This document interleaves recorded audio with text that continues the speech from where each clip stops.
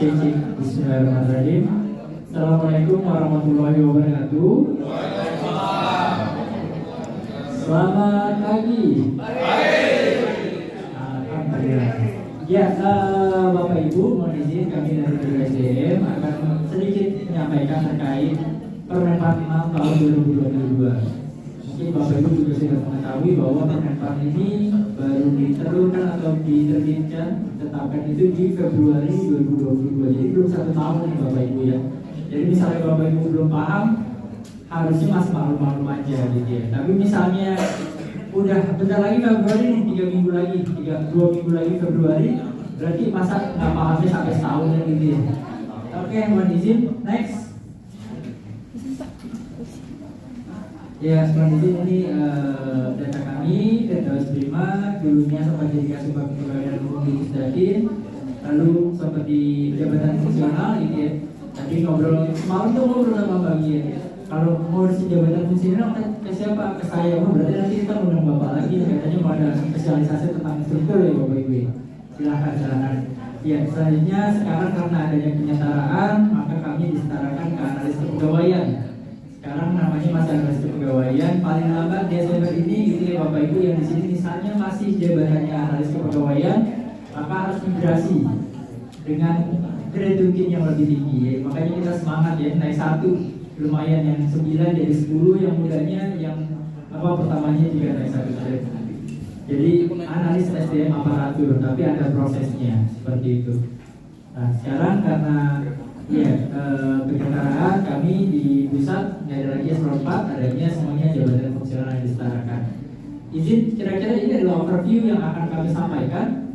Poin-poin perubahannya pada Permenpan RB 6 itu apa saja, prinsip umumnya bagaimana, lalu bagaimana tahapan-tahapan pengelolaan kinerja, apa sih bedanya dulu sama yang sekarang gitu ya.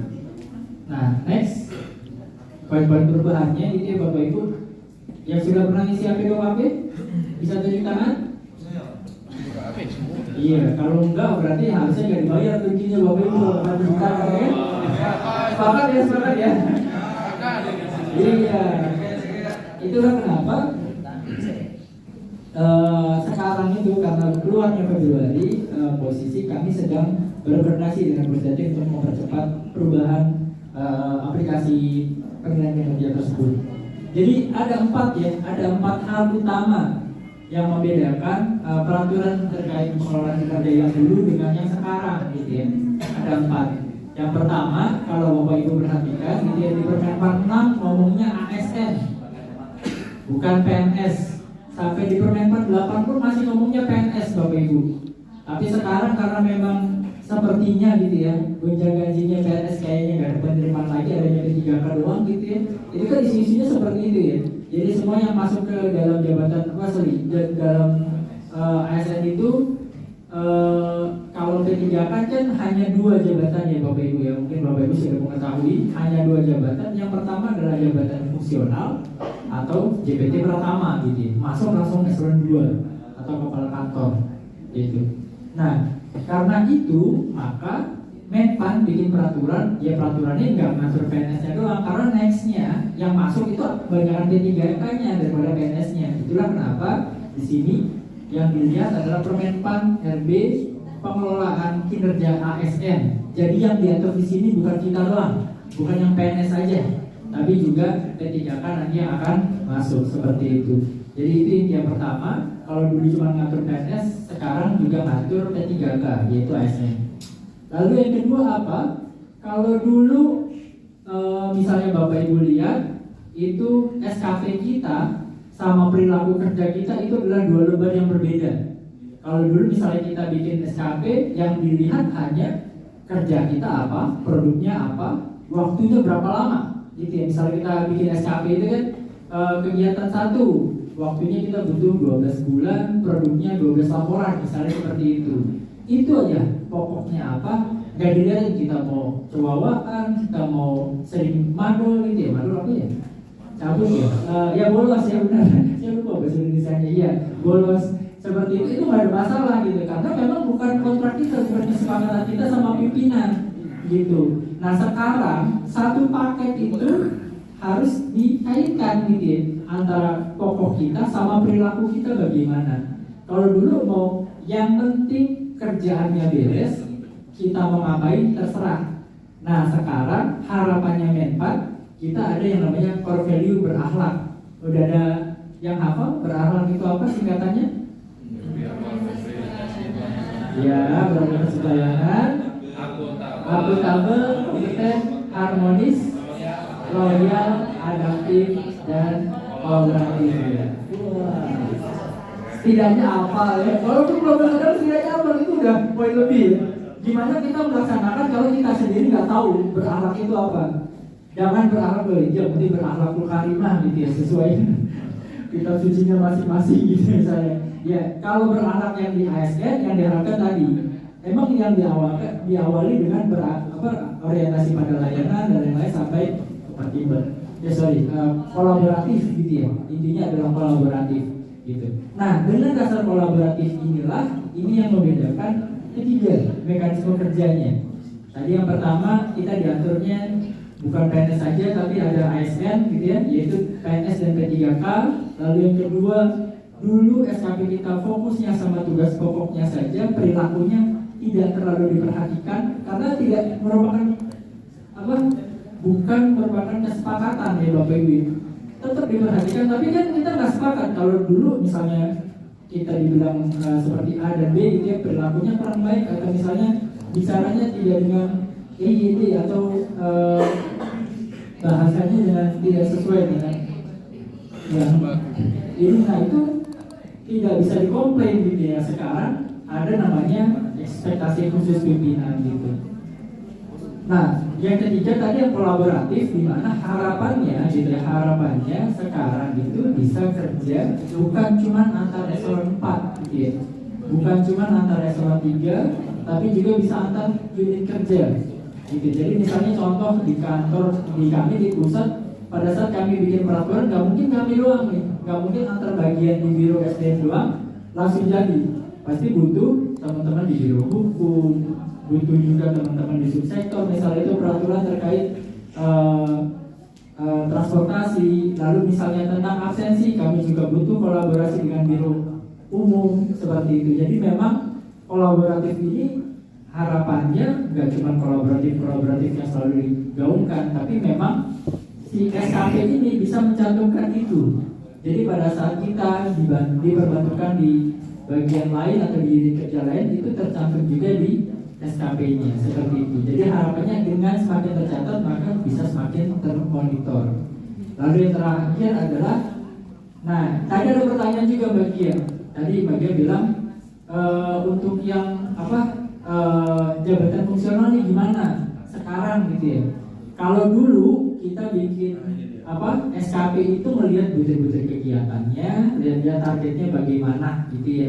Nah sekarang karena itu dipisahkan gitu ya, SKP dan angka kredit itu, jadi kalimat dalam SKP kita tidak harus sama dengan kalimat yang ada di butir kegiatan. Jadi memang nanti kedepannya kita ya fokusnya adalah memenuhi ekspektasi pimpinan gitu. Kalau bahasanya member itu memuaskan pimpinan, bahasanya lebih ekstrim lagi.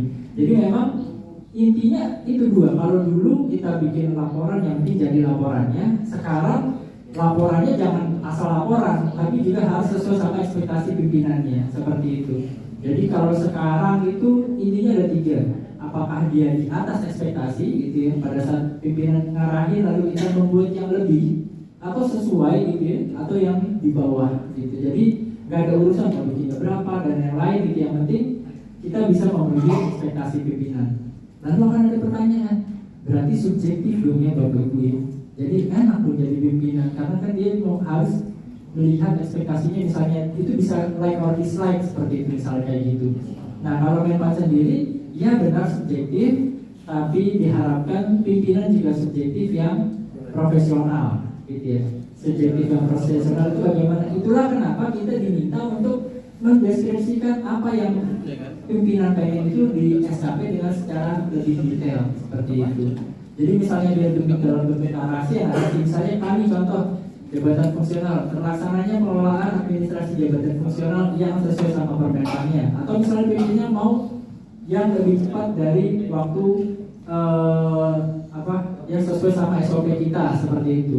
Misalnya pimpinan pengennya dipercepat atau misalnya minimal sesuai dengan SOP yang telah ditetapkan.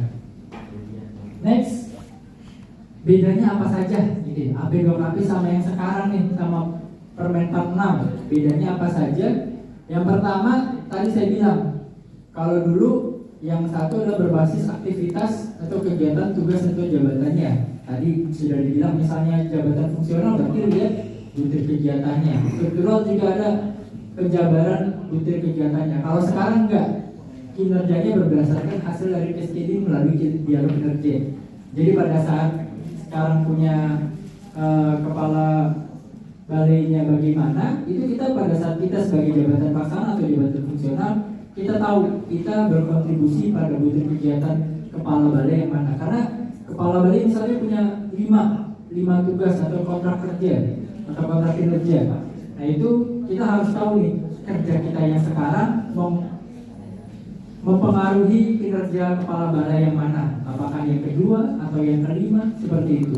Karena kita di cascading, jadi kita bisa melihat kontribusi kita kepada organisasi itu di butir yang keberapa. Lalu yang kedua adalah IKI yang smart seperti itu. Karena tadi turunan tadi, maka kita bisa melihat kita berkontribusi di sisi yang mana. Kalau dulu nggak ada kaitannya. Jadi misalnya seringkali kami mendapatkan komplainan gitu karena kami adalah pengelola jabatan fungsional, itu atasannya komplain, Mas ini dia jabatan fungsional kerja semaunya aja, yang penting dia dapat angka kredit gitu. Tiba-tiba saya ditodong, Pak tanda tangan untuk isi dupak gitu ya. Dupaknya ini, saya juga nggak tahu itu kerjaannya yang mana ya. Tapi kayaknya nggak ada urusannya sama kantor seperti itu. Nah harapannya di sini nanti juga ada revisi Permenpan 13 tahun 2019 di mana ya kita juga berubahnya seperti apa belum tahu, tapi kedepannya harapannya ya tadi dia akan mensupport di Permenpan 6 ini. Lalu yang kedua adalah tadi kami bilang SKP Bapak Ibu ada waktunya, ada dokumennya gitu ya, dokumennya jelas dokumen apa. Nah kalau di Permenpan 6 misalnya di tengah-tengah ada perubahan orientasi, ada penghematan anggaran seperti itu, harapannya lebih agile, lebih mudah berubah gitu ya. Pada saat Bapak Ibu ditargetin misalnya kemarin mendampingi G20 tapi tiba-tiba penghematan anggaran gitu ya, ya udah misalnya emang nggak bisa ya nggak bisa, dan itu bukan berarti jadi nol. Kalau dulu kan jadi jelek ya SKP kita ya Bapak Ibu, pada saat ada penghematan anggaran berarti kan kita tidak bisa melaksanakan, itu jadi turun kalau di AP2KP kita ya, karena kita nggak bisa memenuhi. Nah kalau sekarang ya pimpinan harus bisa memaklumi itu dan bisa mengganti SKP-nya seperti itu. Jadi di tengah-tengah itu ada perubahan SKP masih boleh. Lalu selanjutnya adalah dokumennya lebih dinamis, memuat ekspektasi pimpinan dari dialog kinerja gitu ya. Saya sampai kaget waktu itu kami dapat narasumber dari Menpan RB, itu eselon 2-nya itu kadang-kadang bukan kadang-kadang selalu menjadwalkan dia ketemu sama staf yang mana, bisa kelompok, bisa perorangan gitu ya. Saya hari ini mau ketemu sama ini, jadi dia udah punya jadwal dalam waktu 1 bulan itu dia akan ketemu siapa saja pegawainya di bawah anggotanya untuk dialog, bisa bagian, bisa perorangan gitu. Banyak bagian atau perorangan itu cukup banyak. Jadi kadang-kadang mereka bilang Pak Asdemnya itu ngambil 1-2 orang gitu ya, intensitasnya nggak lama, 15 menit, 10 menit seperti itu. Saya pengen kita begini gitu, langsung atau yang diarahkan adalah jadi nanti mungkin gitu, misalnya memang nanti Politeknik di membawa itu mengimplementasikan ini, sangat mungkin ya Kabalai ambil langsung gitu ya. Karena itu yang disampaikan dengan untuk dialog kinerja gitu. Nah yang ketiga adalah kalau dulu SKP yang penting dibuat di awal, dievaluasi di akhir. Kalau sekarang tidak, tapi dilakukan review secara periodik per bulan.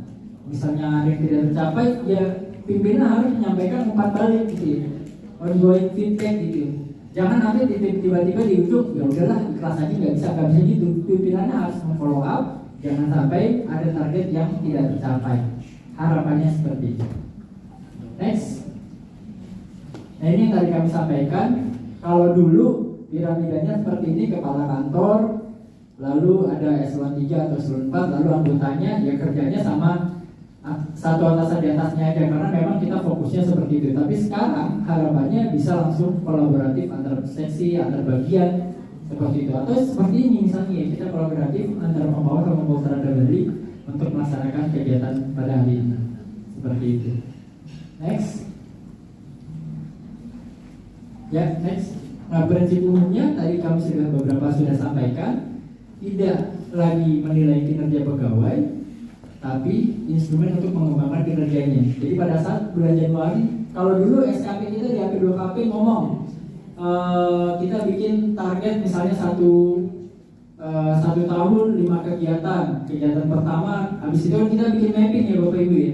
Kegiatan pertama dikerjakan Januari sampai Mei, kegiatan kedua dikerjakan misalnya dari Maret sampai Oktober dan lain-lain seperti itu. Nah sekarang ya pada saat Januari itu tidak terpenuhi gitu ya, atau mungkin misalnya lebih cepat gitu, ya udah berarti selesainya nggak harus sampai 5 bulan. Kalau sekarang ya pada saat dia bisa lebih cepat ya berarti lebih baik, dan misalnya pada saat lebih tidak sesuai ekspektasi, dia harus memperbaiki dan pimpinan harus menyampaikan kekurangannya di mana.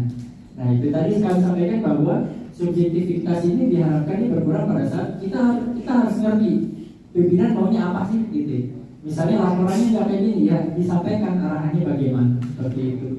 Lalu yang kedua, tidak hanya merencanakan di awal dan mengevaluasi di akhir. Tadi sudah dibahas juga di depan. Kalau di AP2KP dulu di depan atau di belakang yang penting. Kadang-kadang saya pernah dengar ada orang yang bikin lampunya di Desember doang. Saat Januari sampai Desember dibuatnya di Desember gitu ya, gitu biar keluar DP3-nya. Nah sekarang harapannya tidak lagi seperti itu. Lalu yang ketiga adalah pentingnya intensitas dialog. Tadi kami sampaikan, ya pada saat karena kita diminta untuk memuaskan pimpinan di tanda kutip, maka kita harus tahu ekspektasi pimpinan itu kayak apa. Itu maunya laporan yang seperti apa, maunya kegiatan yang seperti apa. Karena itu ya berarti kita harus tanya sama pimpinannya maunya bagaimana. Dan begitu ya pada saat kita dikasih gitu ya, pada saat kita dikasih tidak memenuhi ekspektasi pimpinan, ya kita tanya Bapak ekspektasinya apa gitu. Jangan sampai yang nggak puas aja gitu, tapi kita tidak diarahkan. Lalu yang ketiga, yang keempat, kinerja individu harus mendukung kinerja organisasi. Tadi kami sampaikan pada saat Bapak Ibu baik sebagai JP, jabatan pelaksana maupun jabatan fungsional, ngincar angka kredit boleh, egois boleh, tapi tetap egoisnya itu harus mendukung kinerja organisasi gitu. Jangan sampai kita kebanyakan kasarnya amen di luar gitu ya, amen yang penting dapat angka kredit gitu ya, nggak kayak gitu. Tapi misalnya memang nyamennya itu karena ada pelayanan yang dilakukan oleh organisasi kita, maka itu sangat baik sekali. Yang terakhir, yang kelima, kinerja pegawai mencerminkan hasil kerja, bukan sekadar uraian tugas serta perilaku yang ditunjukkan selama bekerja dan berinteraksi dengan orang lain. Next. Ini sama seperti tadi intinya, bahwa pertama kita harus menetapkan SKP-nya, lalu berjalannya waktu, ongoing-nya itu ada pengembangan kinerja. Pada saat seseorang, tadi kami sampaikan, pada saat seseorang di Januari tidak memenuhi ekspektasi, harapannya ada perbaikan atau feedback dari pimpinannya, masih tahu ini harus begini, harus begitu. Kalau kita nggak tahu kan ya kita gitu-gitu aja gitu ya. Nah itu harapannya memang dialog kinerja ini ya pimpinannya. Di sini ada yang Kasubag yang standby? Nggak ada. Ya, oh lagi tadi dipanggil ya. Ya, harapannya memang ya si pimpinan itu yang memberikan masukan kepada anggotanya. Lalu setelah itu, setelah beberapa kali masukan nanti akan ada evaluasi lalu terakhirannya ini yang paling seru nih. Yang paling seru adalah pemberian penghargaan berdasarkan kinerja pegawai. Kalau dulu kita kan cuma diiming-imingi ya Bapak Ibu, ya diiming-imingi kayak kesannya. Iya diiming-imingi, tapi nggak ada hitam di atas putih Bapak Ibu kalau dulu. Kalau dulu pokoknya kalau saya kinerjanya baik, saya ditargetkan atau diikutkan dalam pelatihan dan lain-lain seperti itu. Nah sekarang karena ada pimpinan itu harus tanda tangan gitu ya, penghargaannya itu apa? Nah itu Bapak Ibu bisa menuliskan penghargaan itu di lembar ketiga itu lampiran SKP. Misalnya Bapak Ibu baca di Permen 6 itu, Bapak Ibu minta penghargaan yang seperti apa? Contoh contoh ini kisah nyata Bapak Ibu, ada orang yang nggak dikasih cuti gitu ya, karena saking pentingnya dia kayaknya organisasi akan ambruk pada saat dia cuti. Nah itu dia mencantumkan pada saat saya memenuhi ekspektasi saya diperbolehkan cuti, gitu. Diperbolehkan padahal itu hak ya. Ya tapi ya itu kan berarti memang sebegitunya gitu ya. Itu boleh dicantumkan dan pada saat pimpinan kita tanda tangan, ya berarti harus dipenuhi. Pak, saya sudah memenuhi ekspektasi Bapak, jadi silakan untuk saya diberikan cuti seperti itu. Atau misalnya dia diberikan dalam mutlak, diberikan dalam kompetensi, tapi tentunya ada positif ada negatifnya. Pada saat dia memenuhi ekspektasi pimpinan akan diberikan reward, tapi di situ juga kita menuliskan nih ada sanksi yang akan diperoleh pada saat kita tidak memenuhi ekspektasi pimpinan. Contoh misalnya kami yang ketua tim dalam waktu 3 bulan atau 6 bulan tidak memenuhi ekspektasi pimpinan, maka bisa dicabut statusnya dari ketua tim. Atau misalnya diberikan sanksi atau teguran sesuai dengan peraturan yang berlaku seperti itu. Amannya sih itu. Jadi itu yang nomor 4. Next. Nah ini prosesnya, Bapak Ibu saya lihat itu ada yang sudah punya filenya, misalnya di Zoom gitu ya.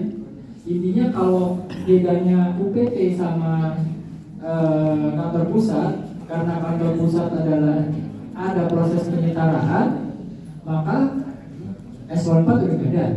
Yang pertama S14 nggak ada, artinya MPPH itu matriks pembagian peran hasil itu pertama saya nggak nilai lagi.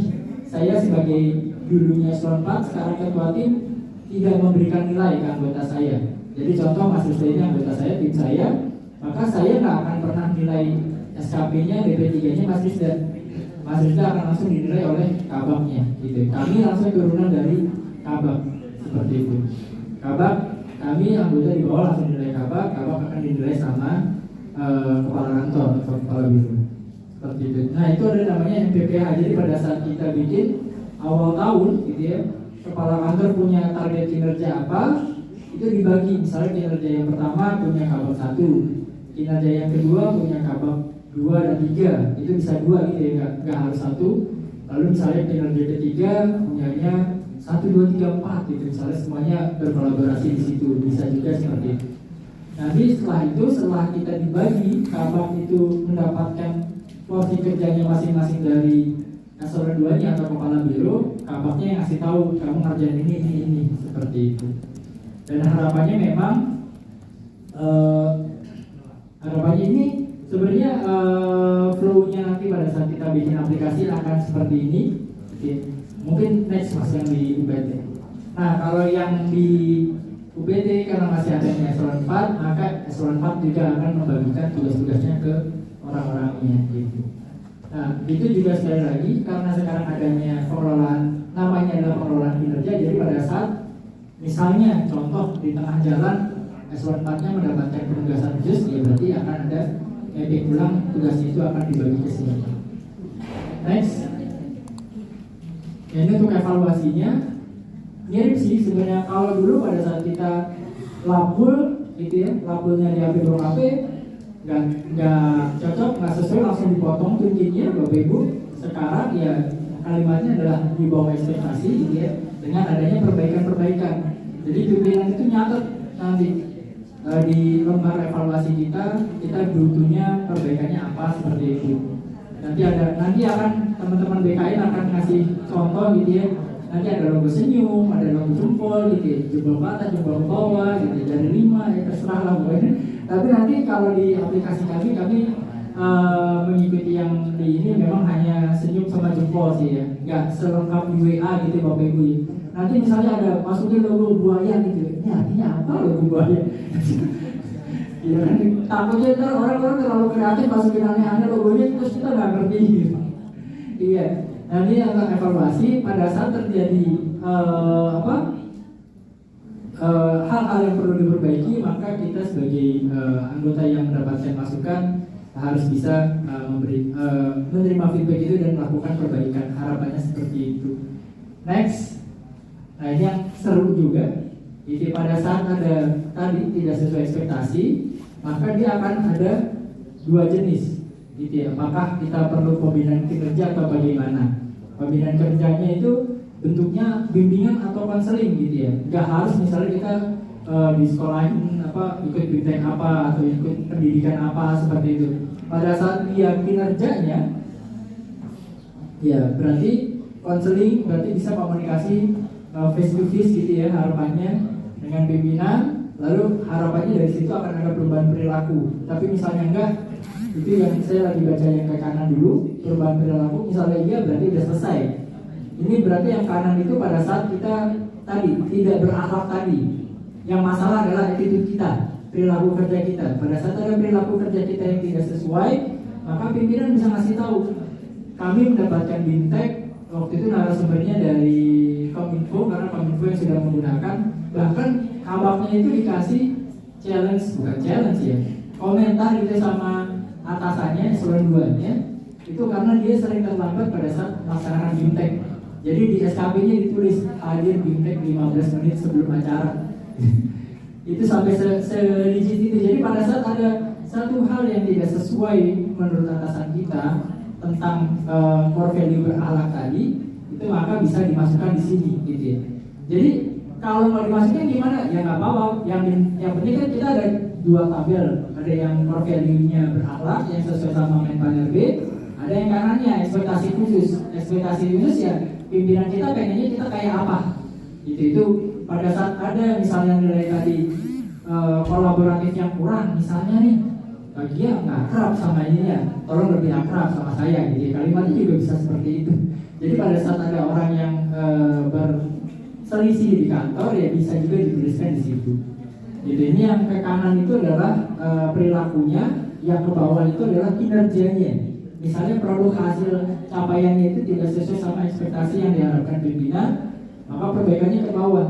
Entah itu BIMTEK gitu ya, pelaksanaan bimbingan kerja oleh pejabat penilai atau pihak lain yang ditunjuk gitu ya.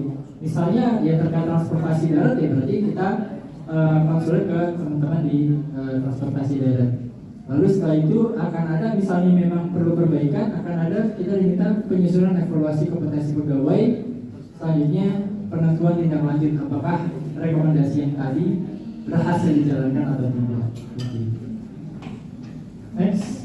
Nah ini adalah pesan sponsor gitu ya dari Pak Kasubag. Apakah teman-teman harus bikin SKP atau tidak? Ya kalau pertanyaannya harus ya. Kenapa tadi kami sampaikan Permenpan 6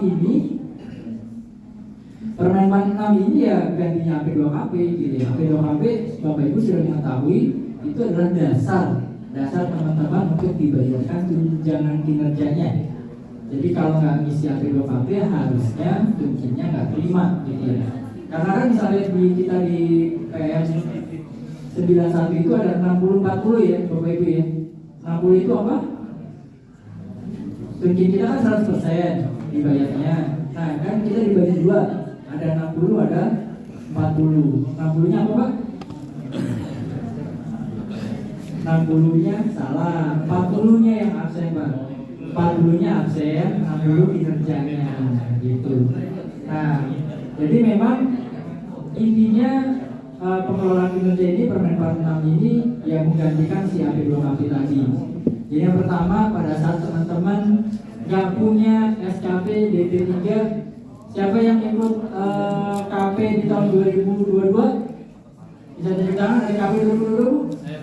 Ya, diminta kan Pak Permenpan 8 ya SKP-nya? Diminta SKP 2 tahun terakhir gitu ya. Yang pertama itu pengembangan karir gitu ya. Baik mutasi, promosi, pengembangan kompetensi itu pasti diminta. Bapak Ibu jabatan fungsional, instruktur, mau uji kom, diminta DP3-nya, gitu ya. Jadi yang karir Bapak Ibu itu tergantung sama DP3 Bapak Ibu, gitu ya. SKP itulah kenapa kita harus buat. Dan mereka nggak akan mau pakai format yang lama terus.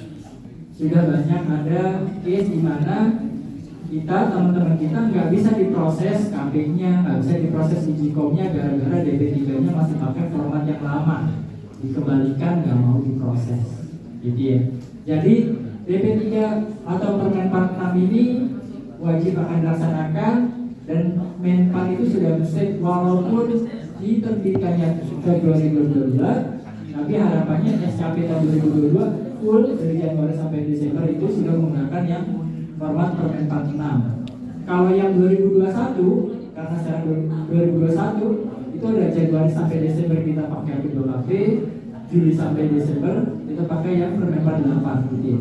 Bapak Ibu yang KP di tahun 2022 pasti 2021 itu minta dua format itu. Kalau enggak pasti ditolak. Itu Bapak Ibu yang sudah ada kegiatan apa contohnya. Itu yang pertama, kenapa kita harus bikin ini. Yang kedua, manajemen talenta. Nah ini kinerja itu sangat berbanding lurus dengan manajemen talentanya. Pada saat Bapak Ibu bisa memenuhi ekspektasi pimpinan, maka harapannya talenta kita juga akan terlihat. Dan sekarang gitu, sekarang manajemen talenta itu bukan cuma dalam satu kementerian. Menpan RB itu sudah bikin sistem yang dibantu oleh BKN pada saat jadi nanti ya Bapak Ibu, nah ini kebetulan ada Pak Kasubag, Bapak pada saat bilang semuanya di atas ekspektasi Pak, Bapak nulis nih, wah Bapak bagus, istimewa, ini kerjanya, melebihi ekspektasi gitu ya. Wah kita tepuk tangan, habis itu tiba-tiba Pak data itu masuk ke Menpan RB, nanti tiba-tiba pegawai Menpan kalau memang benar gitu ya, bagus, itu bisa dipromosikan di kementerian lain. Itu udah ada dashboardnya, saya udah pernah lihat. Jadi Bapak Ibu yang nilainya bagus gitu ya secara sisteman itu misalnya nanti kita sudah integrasi, data itu akan langsung diterima sama. Jadi sekarang itu ya itu tadi promosinya nggak cuma di dalam kementerian tapi juga bisa keluar seperti itu. Itu jadi manajemen. Lalu tunjangan kinerja tadi sudah dijelaskan. Tunjangan kinerja kalau di Permenpan memang menyebutkan bahwa evaluasi kinerja itu bisa semesteran, bisa tribulan, tapi kami sampaikan bahwa berdasarkan KM Juknis petunjuk teknis yang proses dalam proses pengundangan sekarang itu PM 6 ini dibuatnya per bulan evaluasi kinerjanya. Kenapa? Karena untuk tadi disinkronkan dengan pembayaran tunjangan kinerja Bapak Ibu, gitu ya, tunjangan kinerja Bapak Ibu karena dibayarkannya bulanan atau maunya 3 bulanan dibayarkannya. Tahu yang mau pakai SKB. Ya, kemarin waktu di mana? Jadi kita puasa gitu, bulan Januari Februari puasa itu, habis itu baru Maret foya-foya.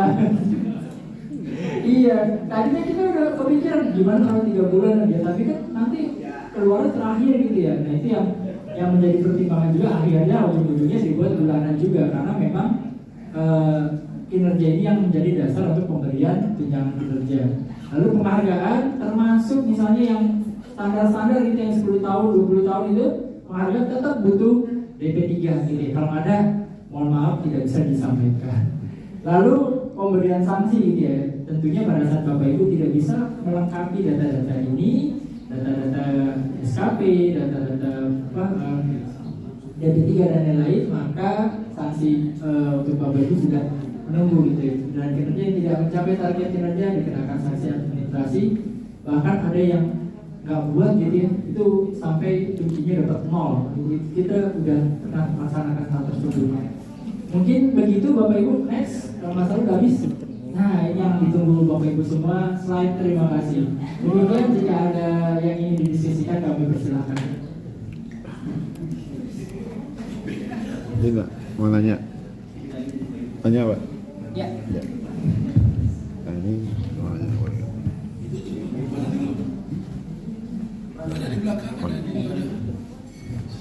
Ya, selamat pagi Bapak narasumber.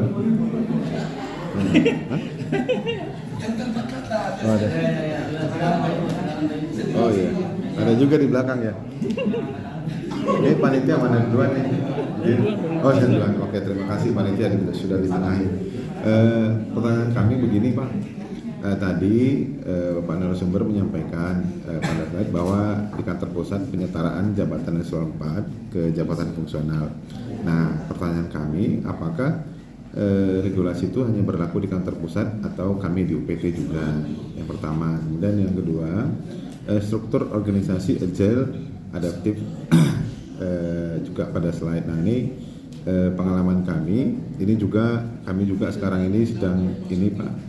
Kemarin itu baru selesai audit ISO, ternyata di ISO 9001/2015 ini juga klausul untuk agile kolaboratif ini sudah ada di ISO 9001 2015. Jadi kita juga sudah mulai proses audit internal. Ini juga salah satu temuan auditor yang harus kita selesaikan dalam waktu singkat, kurang lebih 30 hari. Bentuk kolaboratif. Nah, maksud kami kita sudah ada PM, kita sudah punya SOP, kita juga sudah punya PM. Memang di PM kita itu tadi kalau disampaikan tadi penilaiannya hanya sampai kepada ini, maksudnya di PM kita itu sudah ada organisasi kerja, mulai dari unit sampai dengan seksi dan subbab juga sudah ada. Nah, terkait dengan ininya sampai di level staffnya ini yang sepertinya kami karena dia masih tadi terpimpin ke agile, nah artinya kan kita harus perbaikan SOP nih Pak. Nah kalau seperti ini mohon pencerahannya, terima kasih Pak. Ya, yang pertama terkait penyetaraan, apakah penyetaraan hanya di pusat atau di daerah? Nah, tadi disampaikan ya, saya yakin teman-teman BPSDM paling paham ya, karena memang penyetaraan itu memang pertimbangannya banyak. Pertama, jadi memang kenapa dibuat kotak itu karena adanya beban kerja. Khawatirnya pada saat kotak dihilangkan beban kerjanya kemana-mana gitu ya, Bapak Ibu mohon izin. Jadi memang karena pertimbangan tersebut, makanya kalau di kantor pusat memang menjadi prioritas dari Presiden. Itu yang pertama. Yang kedua, bagaimana di UPT? Yang di UPT untuk yang udara sama laut kalau nggak salah itu eselon 5 udah ada semua. Eselon 5 sudah ada semuanya. Nah, sedangkan untuk yang BPSDM mungkin Bapak Ibu sudah mengetahui bahwa beberapa kantor atau beberapa UPT kita eselon 4-nya juga sudah diiadakan seperti itu. Nah, mungkin kekhawatirannya untuk yang bawah jika eselon 4-nya hilang berarti kepala kantornya kerja sendiri itu Pak izin. Gitu. Mungkin itu pertimbangannya seperti itu. Nanti kemarin juga ngobrol sama bagian, apakah ada? Ya ada, tapi memang banyak pertimbangannya Pak. Salah satunya itu tadi pada saat kotaknya dihilangkan, khawatirnya nanti si beban kerja ini akan terlalu agile gitu. Ujung-ujungnya nanti yang biasa dipanggil sama kepala kantor aja kena aja terus. Ini urusan kepegawaian kamu bagian, urusan ini ada disiplin kamu bagian, urusan instruktur kamu bagian, udah gitu aja karena bagian dikit-dikit kelihatan bagian lagi seperti itu, misalnya seperti itu. Tapi kalau sudah ada kotaknya, ada strukturnya, maka harapannya beban kerjanya tetap ke sana seperti itu. Kedepannya bagaimana kita tentu nanti aja, misalnya memang ada peraturan lain. Tapi apakah wacana itu ada Pak? Wacana itu ada gitu. Nah tadi mungkin Bapak Ibu yang sudah tahu unit kerja lain yang penyetaraan gitu ya, yang sekarang menjadi PTP gitu ya Bapak Ibu ya, Jabatan Fungsional Pengembang Teknologi Pembelajaran, itu serunya bagaimana, itu tinggal ditanya aja teman-teman di sana serunya bagaimana, apa yang harus kita persiapkan pada saat kita menjadi jabatan fungsional. Itu yang pertama. Lalu yang kedua adalah masalah agile ya Bapak Ibu. Lalu apakah kami mengganti SOP-nya? Nah pertanyaan kami, apakah SOP itu sudah mengikut sertakan atau mengikut sertakan bagian atau bidang lain atau seksi lain? Ya, kalau menurut kami sih Pak, dari SOP yang ada itu masih dalam satu ini. Kalau sekilas sih kami pelajari, SOP kami itu belum mencerminkan proses bisnis yang antara produk dari satu jabatan kerja itu dia dibutuhkan di jabatan kerja yang mana. Nah ini yang belum tercermin. Jadi kita juga sedang membedah prosedur SOP kita yang ada ini apakah sudah memenuhi tadi organisasi yang agile yang dari tadi yang lama ke yang baru, sehingga karena kendalanya kebanyakan ini nunggu minta, padahal sistem itu sebenarnya kalau kita mengacu kepada informasi publik sebenarnya kalau itu sudah produknya suatu unit ataupun orang tidak perlu tunggu diminta sudah. Ibaratnya itu sudah ini. Nah sementara ini kalau menurut kami itu sangat buang-buang waktu sebenarnya seperti itu, karena nagih dulu baru dikasih. Terima kasih. Ya. Kalau kita mungkin Bapak Ibu ada yang paham terkait undang-undang keterbukaan informasi publik itu kan ada yang namanya informasi serta merta ya BPW. Jadi publik nggak usah minta, harusnya sudah ada di websitenya seperti itu mungkin. Nah yang bisa kami sampaikan adalah mungkin kita harus perhatikan produk kita itu apa, apakah memang mempengaruhi bagian atau dikatakan atau tidak.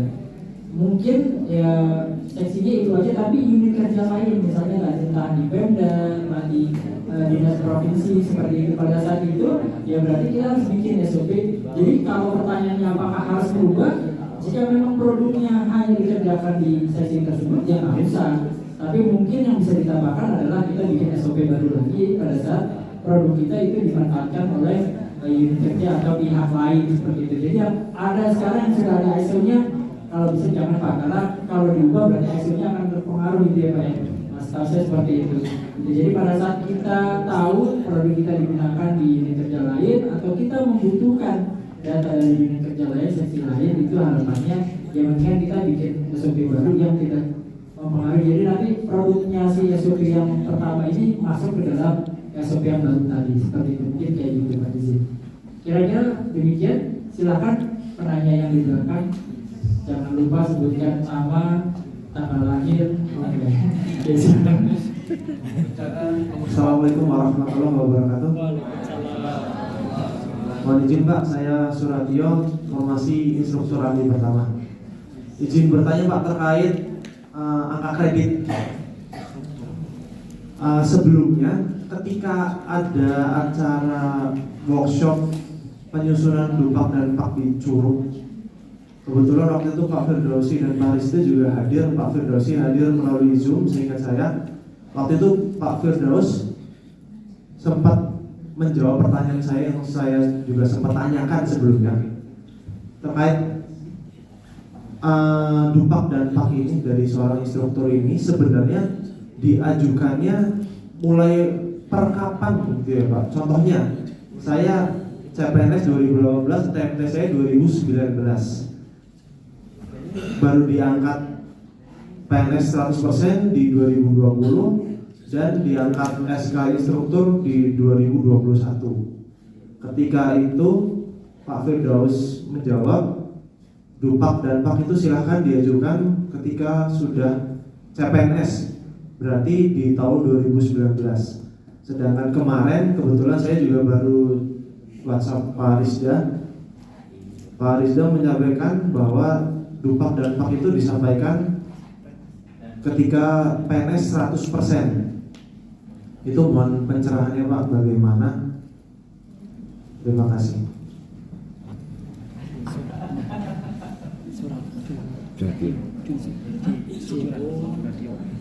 Siap Mas, Suratio. Iya.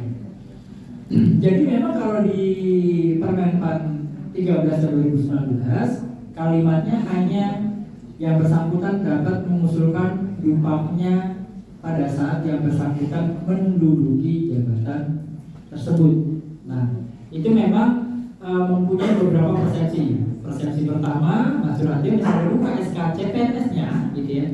SKCPNS-nya itu udah men-state bahwa Mas Suratio adalah instruktur hari pertama. Berarti itu bisa dijadikan dasar bahwa Mas Suratio bisa mengajukan dari CPNS.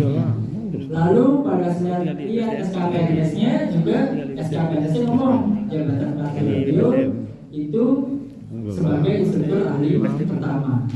Lalu juga pada saat diangkat dalam jabatan fungsional, itu juga di SK jabatan fungsional berbunyi bahwa per tanggal pelantikan Mas Suratio menjabat sebagai instruktur ahli pertama. Yang pertama yang bisa kami pastikan adalah Mas Suratio baru bisa mengusulkan dupak pada saat sudah diangkat dalam jabatan fungsional instruktur, ya bisa mengajukan. Jadi pada saat Mas Suratio masih CPNS, masih PNS, nggak bisa mengajukan dupak ya, mengajukan. Ya. Menilai angka kreditnya baru bisa setelah diangkat dalam JMT pertama.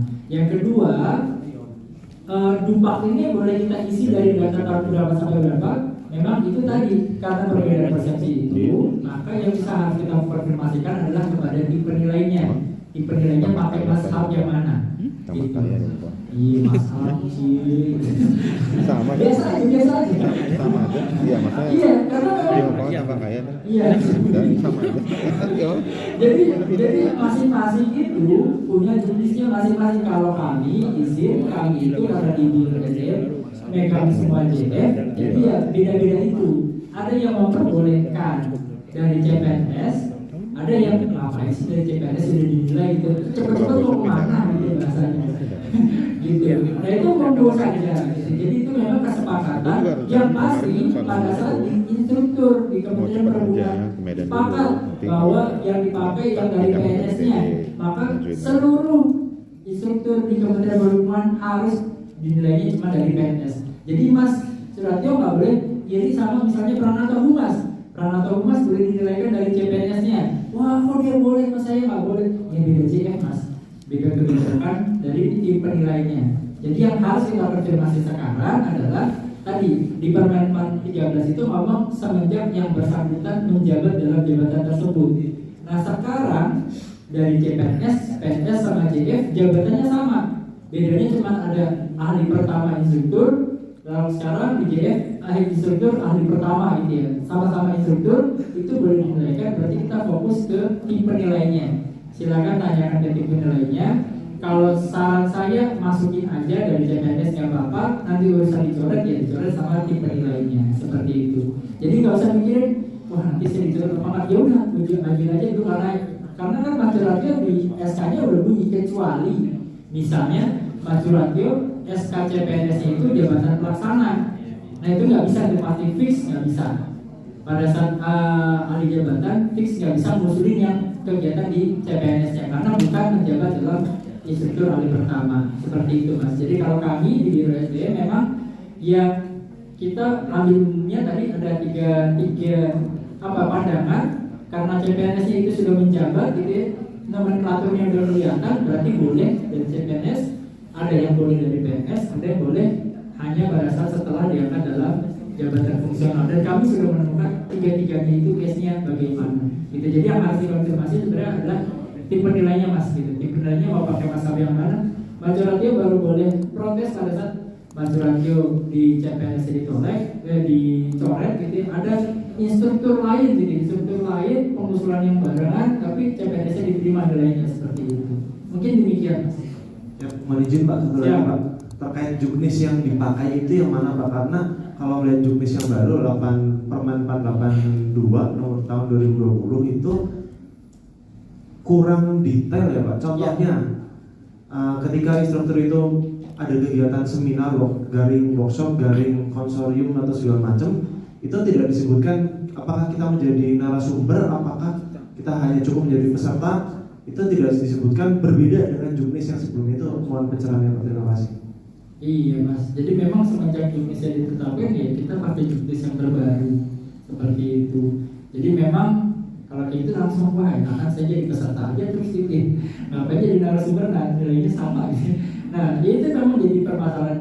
Kalau di kami mengarahkan teman-teman tim penilai juga pada saat selain mengundang dari narasumbernya dari Naker, kita juga harus konsolidasi di internal yang diterima yang mana. Jadi kami contohkan yang di PPWJ karena memang juknisnya terlalu awam gitu ya, sedangkan nama dokumennya itu beda-beda kan, setiap kementerian itu mempunyai nama dokumen yang beda-beda ya. Mereka mikir lagi tim penilainya ngumpul bareng, berarti nanti yang harus dinilaikan ini. Nah hasil konsolidasi tersebut disampaikan kepada para pejabat fungsionalnya seperti itu. Nah cuman memang intinya si konsolidasi ini nggak boleh keluar, nggak boleh mengurangi apa yang ada di juknis yang sudah ditetapkan. Kira-kira demikian mas. Jadi memang kalau bunyinya seperti itu ya kita nggak bisa apa-apa karena memang kita menggunakan JF di luar binaan kita gitu. Ini adalah JF binaannya Kementerian Kemenaker Trans. Jadi kita sebagai instansi pembina hanya bisa menggunakan dan tidak boleh keluar dari juknis tersebut. Mungkin demikian mas yang bisa kami sampaikan. Mas Rizal mau tahu? Izin Pak, satu lagi boleh Pak? Izin ya? Iya silakan. Izin Pak, karena berhubung instruktur di BP 2 ini juga sudah cukup banyak. Siap. Pertanyaan yang sama Pak sebenarnya ketika saya juga di Curug. Jadi ketika instruktur ini, formasi instruktur kan kita juga harus mengikuti latihan dasar instruktur yang notabene itu kurang lebih selama 7 bulan yang dilaksanakan oleh Kemenaker. Sedangkan kuota dari Landas tersebut sudah penuh sampai 2025. Nah, mohon bisa dibantu Pak untuk bisa dikoordinasikan terkait Landas tersebut. Terima kasih. Iya, jadi tadi udah jawab Bapak Kasbarnya ke BPSDM.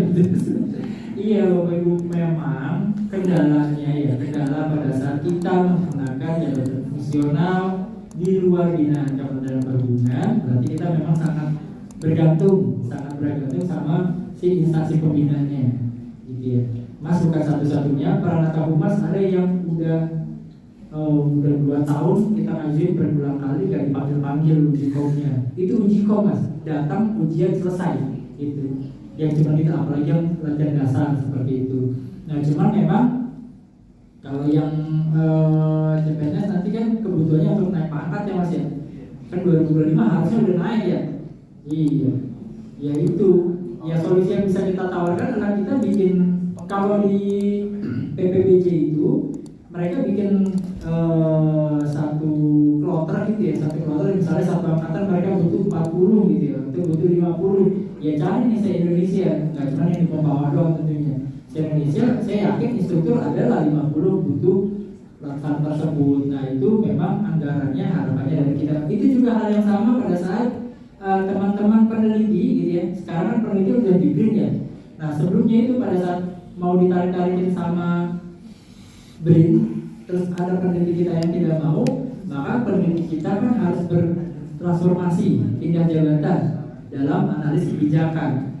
Nah waktu itu ya Allah menerima banyak permintaan Bapak Ibu, mendapatkan banyak permintaan karena PNBP-nya LAN sudah tidak mencukupi dari sisi anggarannya, bilangnya akhirnya kita bikin kloter sendiri untuk mentransfer memigrasi pegawai-pegawai tersebut gitu. Cuman narasumbernya kita minta dari LAN.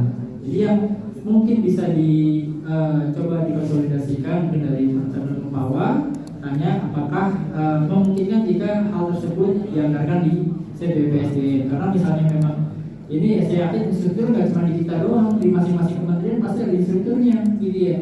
Karena ya tadi pengguna jabatan fungsional instruktur banyak, anggarannya Kemenaker juga terbatas, itulah kenapa mereka bisa sampai 2025 itu udah full seperti itu. Jadi memang ya kita ngumpulin, kita sama-sama ngobrol sama BPSDM, kita akan ada jabatan fungsional instruktur yang akan naik pangkat dan lain-lain, membutuhkan kompetensi yaitu latihan dasar untuk jabatan fungsional instruktur. Seperti itu Mas.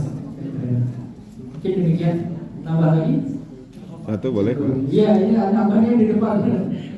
Ya. Nah, izin Pak, ini saya sering menghadapi pertanyaan customer ya, maksudnya customer itu stakeholder kita dari rekan-rekan kita BPTD dengan DISEP gitu ya. Pertanyaannya itu ketika mereka tuh menanyakan persoalan registrasi peserta diklat gitu. Karena kita diklat, pertanyaan itu adalah kami mau mengirimkan yang kayak P3K gitu. Tadi kan Bapak narasumber menyampaikan bahwa PNS dan P3K ini sama. Nah, kemudian kalau sama, kami mau bertanya P3K, kalau PNS ini kan kita ada KBKN yang mengatur dan lain-lain gitu. P3K ini seperti apa? Karena kan sama-sama punya kontrak kerja. Nah, ini kami juga masih bingung Pak memberikan penjelasan kepada stakeholder ketika mereka ada pertanyaan, saya juga belum bisa jawab. Nah kemudian kalau PNS ini kami kemarin di-share sama panitia ada formulir panduan SKP. Nah katanya, saya juga tanya, pangkat dan golongan ruang itu tidak digunakan lagi karena sudah jabatan. Nah sementara saya lihat di formulir ini pangkat golongan ruang itu masih ada. Nah pertanyaan kami, kalau mereka ikut kepangkatannya seperti apa? P3K.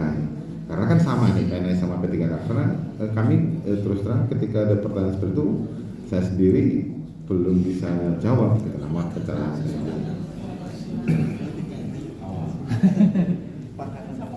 Kepangkatan itu dalam masuk peraturan ini yang kepangkatan dihapuskan? Iya. Saya pun ya Pak. Mohon izin Bapak, kalau untuk P3K sendiri kan tidak ada kenaikan pangkat seperti dengan PNS gitu. Jadi pangkatan sendiri gitu ketika coba kita lihat ya perjanjian kerja P3K itu kan dia tidak ada pangkat tapi hanya naik jabatan dan kelas berapa gitu kan, untuk menentukan hak-haknya lah gitu. Nah, untuk format SKP sendiri itu karena memang format SKP-nya berdasarkan Permenpan seperti itu. Nah, seperti itulah yang saat ini kami gunakan atau kami share gitu. Ketika memang misalnya tidak ada pangkat, ya mungkin nanti misalnya untuk P3K ya nanti dikosongkan seperti itu. Tapi kalau untuk yang PNS kan ya silakan saja digunakan atau diisi sesuai dengan pangkat golongan yang diduduki saat itu oleh PNS. Mungkin sejauh ini seperti itu.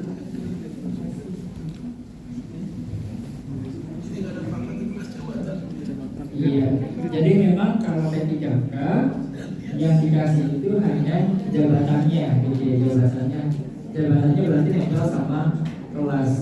Dan kedepannya itu memang isinya juga kita akan dihilangkan pangkat golongannya gitu. Cuma memang sekarang belum keluar peraturannya. Jadi itu draftnya sudah pernah kita lihat. Saya juga nggak kebayang itu Pak, pangkat sama golongan hilang terus jadi gimana? Pokoknya nanti ya. Jadi kalau tadi salah satu bocorannya revisinya Permenpan 13 bahkan men-state bahwa angka kredit tidak lagi dijadikan acuan. Itu juga. Cuma sekali lagi karena Permenpannya belum diundangkan, maka mohon izin kami belum bisa berbicara banyak. Tapi kalau draftnya seperti itu, gitu. Lalu tadi angka dan golongan juga nggak ada. Gitu. Tapi nextnya bagaimana itu? Tapi tadi disampaikan untuk P3K yang dia karena berdasarkan kontrak kerja, kontraknya menyampaikan tadi jabatannya ini, golongan apa jabatannya ini, kelasnya sekian. Seperti itu untuk penerimaan dari yang bersangkutan. Jadi kalau perbedaan kita dengan P3K adalah satu yang paling besar, kalau kita bisa mengisi 3 ya Bapak Ibu, 3 jabatan, jabatan struktural, fungsional sama jabatan laksana. Strukturalnya bisa sampai eselon 4, eselon 4, eselon 3, eselon 2 bisa, eselon 1 juga bisa, PNS. Tapi kalau P3K dia hanya bisa mencapai 2 jabatan fungsional, jenjang apa saja boleh. Lalu jabatan struktural hanya eselon 2, jabatan struktural hanya eselon 2. Jadi misalnya nextnya yang diterima oleh P3K, maka selanjutnya kita masih bisa aman nih. Eselon 4-nya selalu punya PNS, eselon 3 juga punya PNS seperti itu. Karena mereka memang tidak diperkenankan untuk mengisi jabatan eselon 3 dan eselon 4. Tapi eselon 2 boleh. Eselon 2 boleh. Yang demikian. Silakan.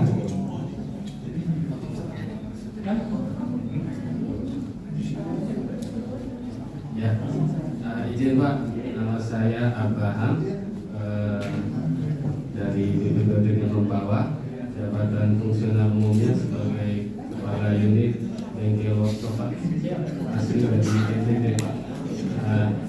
Ini saya melihat dari materi Bapak hari ini Pak terkait dengan proses bisnis pengelolaan kinerja pegawai ASN. Saya melihat kalau pendapat saya di sini ada kaitannya dengan manajemen PNS Pak. Nah, terkait dengan manajemen PNS ini, mungkin materi saya tolong dikoreksi. Maksudnya pertanyaan saya ini kalau sedikit menyimpang dari sini, tapi saya meyakini ini masih ada kaitan dengan manajemen PNS terkait dengan pengembangan karir kami sebagai PNS. Kemarin berdasarkan tadi pertanyaan Bapak mengenai KP 2022, kebetulan kemarin dari DPD Membawa, seingat saya mengikuti KP itu ada saya dengan teman kami Pak Yudi Supriyana, kita KP kemarin 2022. Nah, saya juga dalam hal ini Pak, kemarin saya ingin bertanya Pak terkait pencantuman gelar. Nah, kemarin pada saat pengusulan pencantuman gelar dari kami, kebetulan gelar saya ini S1 Teknik Elektro Pak. kemarin itu kita mendapat surat dari BKN itu proses pencantuman, kalau mohon izin Pak, maaf saya dikoreksi kalau salah, prosesnya setahu saya dari BPSDM ke Sekjen, dalam hal ini Biro Kepegawaian, kemudian di-approve oleh BKN, setelah itu dikembalikan ke Kemenhub melalui Sekjen, dalam hal ini Biro Kepegawaian. Nah, izin pencantuman gelar itu saya dapat ini surat ini nomor sekian-sekian ini ditolak punya saya Pak, dengan alasan kalau saya baca di sini adalah karena mengganggu tugas jabatan sehari-hari pada saat jarak antara Jakarta dengan Mempawah. Jadi proses ijazah S1 saya itu adalah berbarengan, bisa dikatakan berbarengan dengan pada saat saya dimutasi ke BP.TD Mempawah. Jadi itu dalam tahap saya skripsi Pak, ujian sidang terakhir saya kena SK mutasi dan nggak mungkin saya tolak SK itu Pak, karena itu sudah menjadi amanat undang-undang. Jadi maupun bagaimana saya sebagai pegawai negeri sipil yang harus, saya tidak mau ngomong saya taat, harus taat. Jadi saya harus, takutnya saya bilang saya taat, bilang saya munafik. Saya bilang saya harus taat, jadi saya ikut, saya ke Mempawah Pak. Nah, ini yang menjadi, terus terang Pak, mohon izin ini mengganggu sebenarnya di pikiran saya Pak. Kalau dipakai, padahal kemarin setahu saya Pak, kita di internal kepegawaian kita, saya juga berterima kasih, saya yakin teman-teman di kepegawaian BP.TD Mempawah sudah berusaha semaksimal mungkin mengikuti aturan lain yang berlaku di Biro Kepegawaian Pak. Jadi kemarin surat izin belajar saya waktu S1 itu, SK mutasi, SK CPNS, PNS, kenaikan pangkat, saya anggap sudah komplit Pak. Kenapa? Karena latar belakang juga saya sempat ikut mencoba untuk mengikuti program S2-nya BPSDM, seleksi administrasi itu kan meminta ijazah D3 dan S1 saya. Dan saya lolos seleksi administrasi. Jadi logikanya harusnya diakui dong S1 saya, ijazah S1 saya itu. Nah, kalau kita tetap mempertahankan aturan main seperti ini Pak, jarak seperti ini Pak, ini tidak akan mengakomodir tanda kutip kepentingan kita sebagai individu ASN yang berkarya ataupun mengabdi kepada nusa dan bangsa yang berada di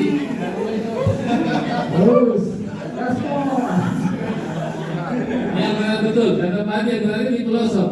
Kami di Mempawah jarak ke Pontianak itu masih 2 jam 70 kilo lebih, jalan darat masih bagus Pak. Bagaimana dengan teman-teman kita yang jaga mercusuar di laut lepas Pak? Ketika mereka ingin mengembangkan ilmu mereka, tidak mungkin mereka belajar pendidikan, belajar kuliah ada kampus di tengah laut Pak. Mereka harus cari di pulau yang terdekat Pak.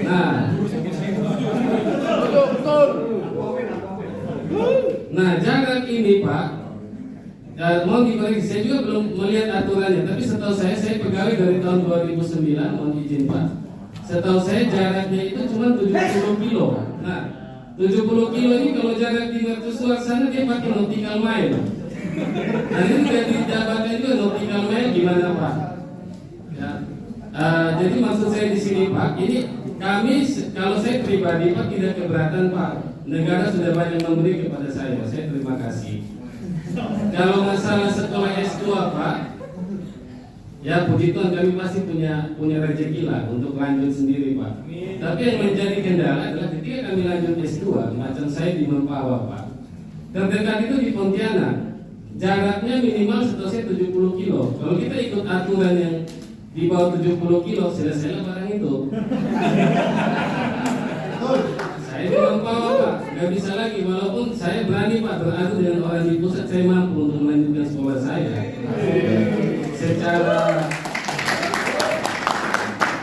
Secara pemikiran kita harus siap Pak. Tetapi ini Pak, ini kita masalah regulasi ini kita di daerah bahaya Pak barang ini.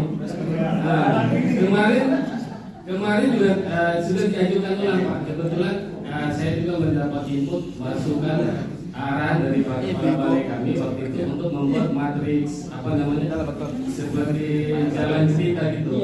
Nah itu sudah kami buat dan kronologis ya.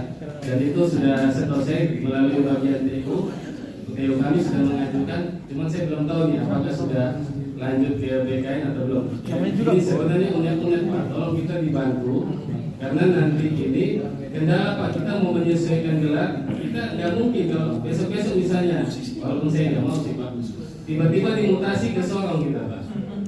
Sorong itu kan jaraknya jauh, kita mau cari kuliah di mana, otomatis cara yang paling tepat adalah kita harus kuliah online.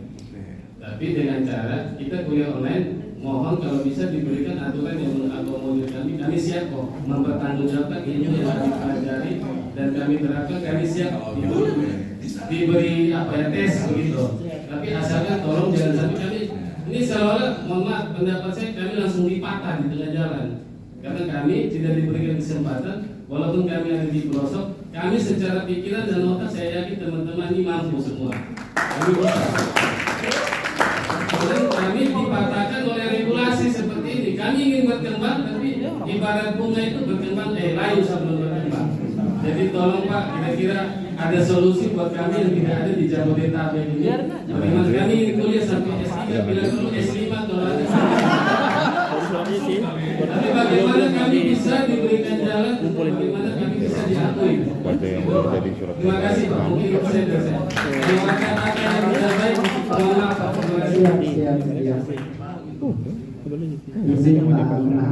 Tadi sebenarnya udah ada solusinya adalah kronologis gitu memang. Saya yakin teman-teman BKN jadi pada saat menerima usulan baik itu pencatutan gelar akademik dan lain-lain, ya yang mereka estetis Pak, dokumen yang disampaikan gitu ya, dokumen yang disampaikan mereka juga nggak tahu kronologis kita, rekam jejak kita sebelumnya kerja di mana, kerjanya di mana seperti itu. Itu Bapak bukan satu-satunya yang ditolak karena adanya SK mutasi, ada juga personel-personel kami yang lain pada saat tinggal penelitian ternyata dimutasi gitu ya. Nah, jadi memang itu tadi sudah disampaikan bahwa kita harus menyampaikan kronologisnya bahwa pada saat bekerja lalu selanjutnya adanya proses mutasi mengakibatkan teman-teman kesulitan secara jarak jadi tidak memungkinkan untuk diselesaikan gitu ya pembahasan. Ya, jadi memang dari solusinya adalah mencantumkan untuk kronologisnya. Lalu terkait yang kita melakukan pendidikan yang secara online, tadi memang secara peraturan posisinya saat ini yang bisa diakomodir itu baru yang fisik gitu ya, sekolah yang fisik gitu, dan memang ada pembatasan jarak. Nah tadi disampaikan bahwa untuk tugas belajar sebenarnya kan sekarang udah tidak ada izin belajar gitu ya, adanya tugas belajar biaya mandiri BBM. Nah tadi disampaikan bahwa kalau yang dapat kami sarankan adalah yang pertama yang nggak ngangkut sama jarak itu adalah pada saat kita tugas belajar dan dibebaskan dari jabatannya gitu, tugas belajarnya jadi diberhentikan karena kalau misalnya masih bekerja ya tadi nyangkut di 70 km. Jadi itu solusi yang bisa kami sampaikan karena memang posisi saat ini belum ada di peraturan, belum ada yang menyampaikan bahwa untuk yang tugas belajar secara online itu belum ada karena memang sekarang penyedia jasa pendidikan itu cukup banyak dan kami kekhawatiran bukannya kami menghalangi gitu ya, kalau kami pahami dari filosofi BKN adalah kami khawatir teman-teman karena semangat belajar dimanfaatkan oleh pihak yang tidak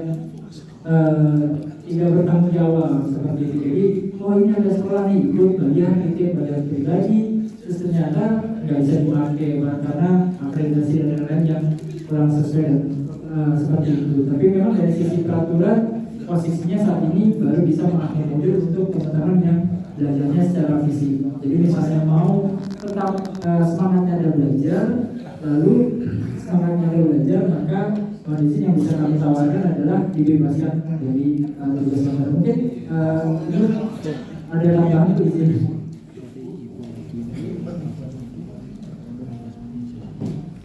Langsung duluan.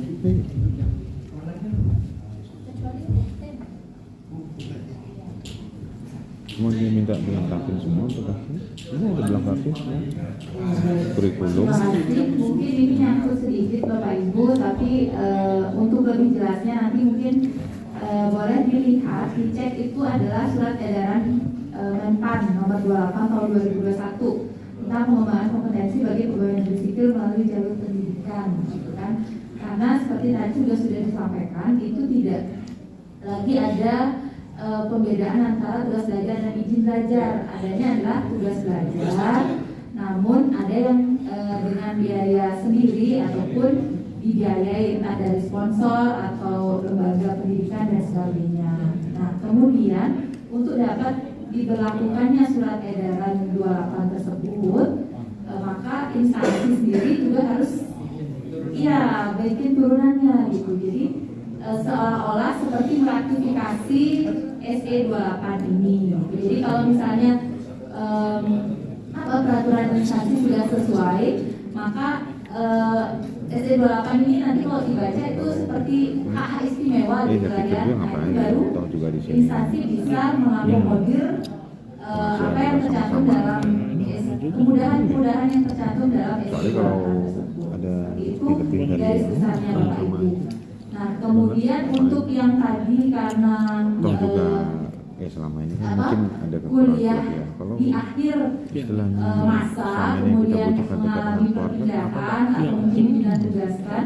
Nah, kami juga ada kasus dulu cuma seperti itu, betul sekali dimintai kronologis. Kemudian kalau memungkinkan itu ada surat keterangan dari kampus bahwa di periode tersebut yang bersangkutan memang sudah habis teori, misalnya sudah tidak ada perkuliahan lagi dan hanya tinggal menyusun. Jadi seperti itu dokumen bisa membantu supaya nanti bisa diakomodir.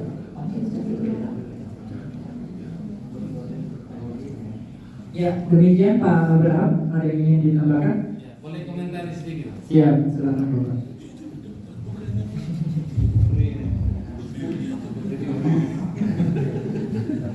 Saya satu lagi terakhir nanti ya boleh. Ibu. Ya, terima kasih Bu tadi masukannya.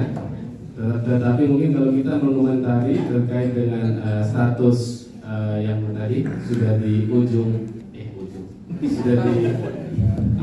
sudah di akhir dari perkuliahan itu, dengan kampus kita minta membuat surat keterangan terkait sudah sampai pada skripsi, materinya sudah selesai. Pengalaman saya itu memang tergantung kampus masing-masing. Ada yang gampang diminta, ada yang agak susah. Nah, mungkin saran saya mungkin juga apakah tidak bisa kita meng-checklist atau kita meng-approve dari surat izin belajar ataupun surat tugas belajar yang sudah kita bikin di awal pada saat kita melakukan pendidikan ataupun perkuliahan. Nah, itu satu, kalau bisa saya komentari. Terus yang kedua adalah kemarin kalau saya tidak salah dengar katanya aturannya sudah keluar terkait keterangan menjalankan pendidikan secara online, tapi dilampirkan dengan justifikasi yang mengatakan dari kampus bersangkutan siap melaksanakan secara online dikarenakan kendala. Misalnya saya ada di Mempawah, saya mengambil jurusan teknik elektro yang tidak ada di Pontianak, jadi otomatis saya harus ambil di Jakarta. Kalau tunggu saya sesuaikan dengan yang di Jakarta, berarti suruh tunggu saya balik lagi ke Jakarta. Nah, balik ke Jakarta ini nggak tahu 3 tahun di Mempawah kah, 5 tahun di Mempawah kah, 10 tahun di Mempawah, atau forever sampai saya pensiun. Nikah dulu lah, Tidak bisa lagi dipendidikan. Jadi yang saya tahu kemarin ada infonya begitu, cuman tadi kayaknya dari Bapak pembicara tadi katanya aturan mainnya masih bermain di ketemu fisik ya Pak, yang jarak 70 kilo itu. Tapi intinya kami hanya memberitahu, mungkin ini menjadi gambaran saja, mohon izin ke Biro bagaimana kesulitan teknis, bukan kami mengeluh, tetapi kesulitan teknis yang ada di lapangan, UPT yang ada di, bukan terluar sih sebenarnya, yang berada di daerah seperti itu. Terima kasih.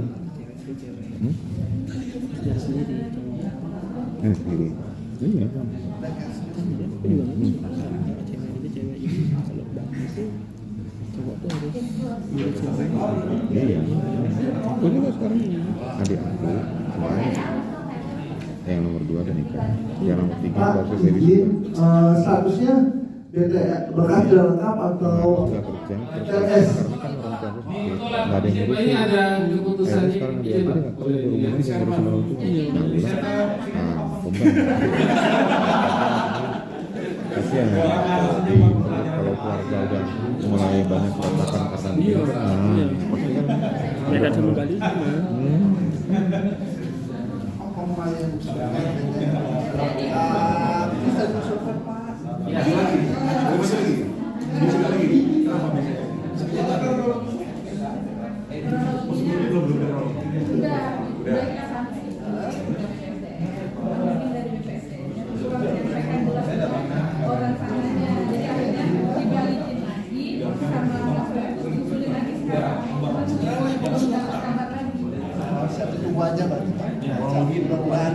Sebenarnya Pak, poin saya bukan di situ Pak. Saya bahasnya ini kan nanti kan mungkin dikatakan ini kehilapan Pak. Tapi supaya jangan, ini sarannya dari saya Pak, ini jangan diri saya, jangan sampai terjadi kehilapan seperti ini karena dari bagian juga kita sudah lengkap mengajukan tapi Pak di sana salah persepsi nanti makanya tadi saya menyampaikan bahwa kami ini membawa tidak gampang mencari pendidikan yang sesuai seperti ini. Tidak sama kita tinggal di Jakarta Pak. Saya pernah 10 tahun di Jakarta Pak, saya bisa membandingkan. Terima kasih Pak.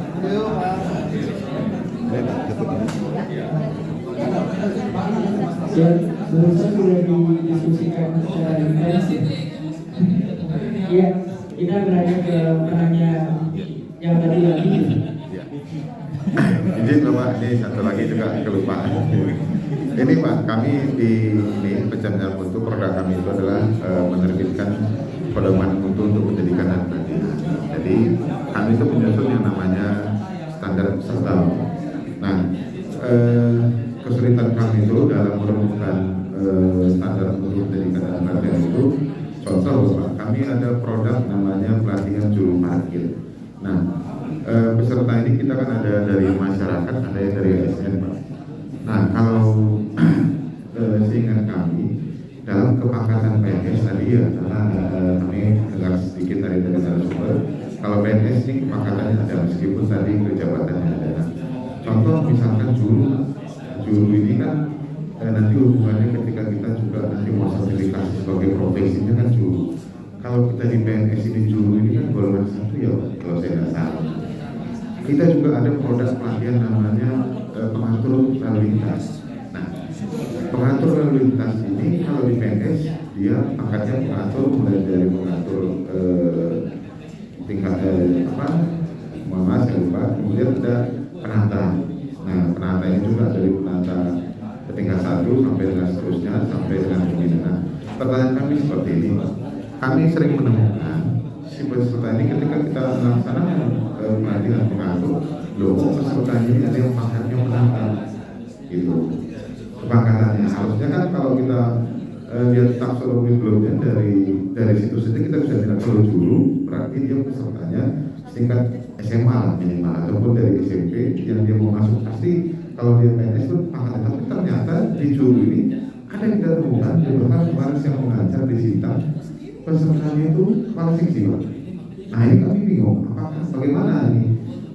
Kenapa kok bisa kepala seksi balik lagi ke juru? Padahal ini untuk pelatihan dasar sekali gitu. Nah ini kami juga makanya tadi kami temukan dalam jangan sampai nanti kami merumuskan suatu pedoman dari di lingkungan BPD di bawah yang nanti itu digunakan oleh kawan-kawan untuk bekerja. Yang kayak kembali lagi Pak terkait dengan dari karena saja kita ada juru, kemudian ada pengatur, juru parkir, ada juru pengatur. Nah ini yang merumuskan standar pesertanya karena kita juga. Terima kasih banyak.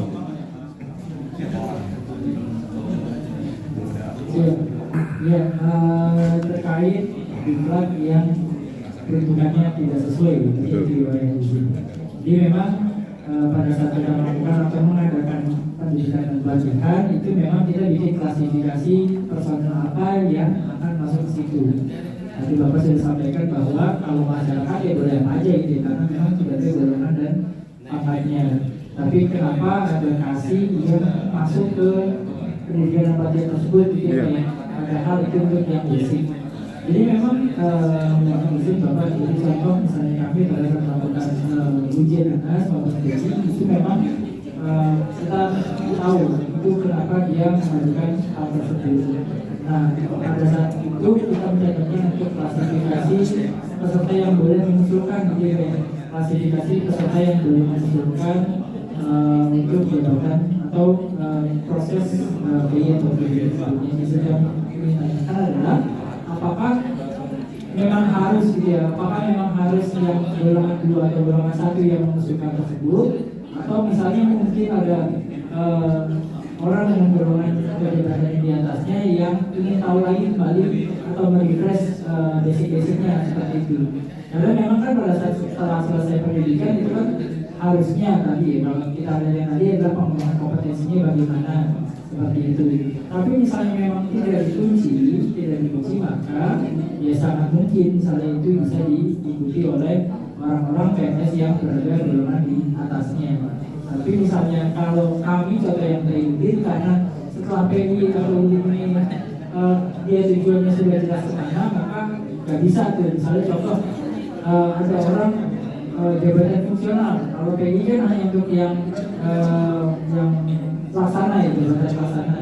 Maka pada saat dia masuk sebagai jabatan fungsional, karena ini mempengaruhi pangkat, dia kayak gitu mempengaruhi pangkat dan golongan, maka nggak bisa ikut jadi atau lebih. Nah, pertanyaan kami apakah iklan ini mempengaruhi pangkat dan golongan dia atau tidak? Tapi misalnya tidak, maka ya silakan dirumuskan Pak, izin silakan dirumuskan. Mungkin tadi untuk yang PNS maka ada persyaratan dan batasan maksimumnya itu yang bisa ikut yang seperti itu. Karena misalnya dia mempengaruhi karirnya yang bersangkutan. Tapi misalnya yang tidak karir mungkin dari kepala kantornya atau UPT yang memutuskan itu ingin yang bersangkutan mempelajari lagi basic-basic. Mungkin kira-kira begitu. Jadi misalnya memang tidak mengenali bisa. Ini Pak, satu pertanyaan boleh? Iya. Lanjutin pertanyaan Pak Abraham tadi. Soalnya tadi sudah di sini. Ya silakan Pak. Selamat pagi Pak. Nama saya Koko. Saya CPNS 2021 di BPBOTD Mempawah dengan jabatan asisten ahli dosen. Nah, pada saat saya mendaftar Pak, memang BPBOTD Mempawah membuka jabatan dosen. Akan tetapi pada saat saya masuk, bagian kepegawaian kaget, Kasubag TU pun kaget, Kepala Balai pun kaget, saya pun kaget. Gitu. Kenapa ada dosen di sini? Gitu. Nah, kalau menyambung dari paparan Bapak tadi terkait dengan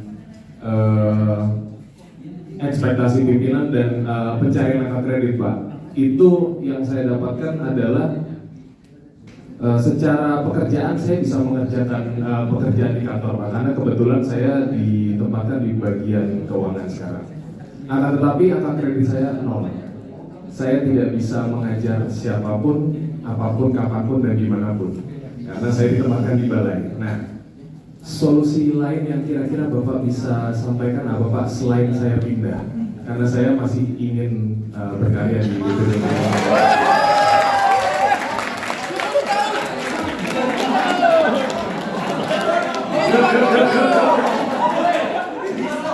Biasanya di sini kita ada atas. Baik Pak, sementara itu saja Pak. Terima kasih dan mohon arahan Pak. Siap. Catat betul. Catat iya tadi. Masih di pengen di Mempawah Pak catat lagi.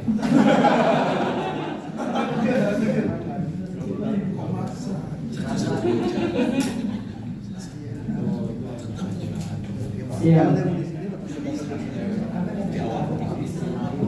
Iya, jadi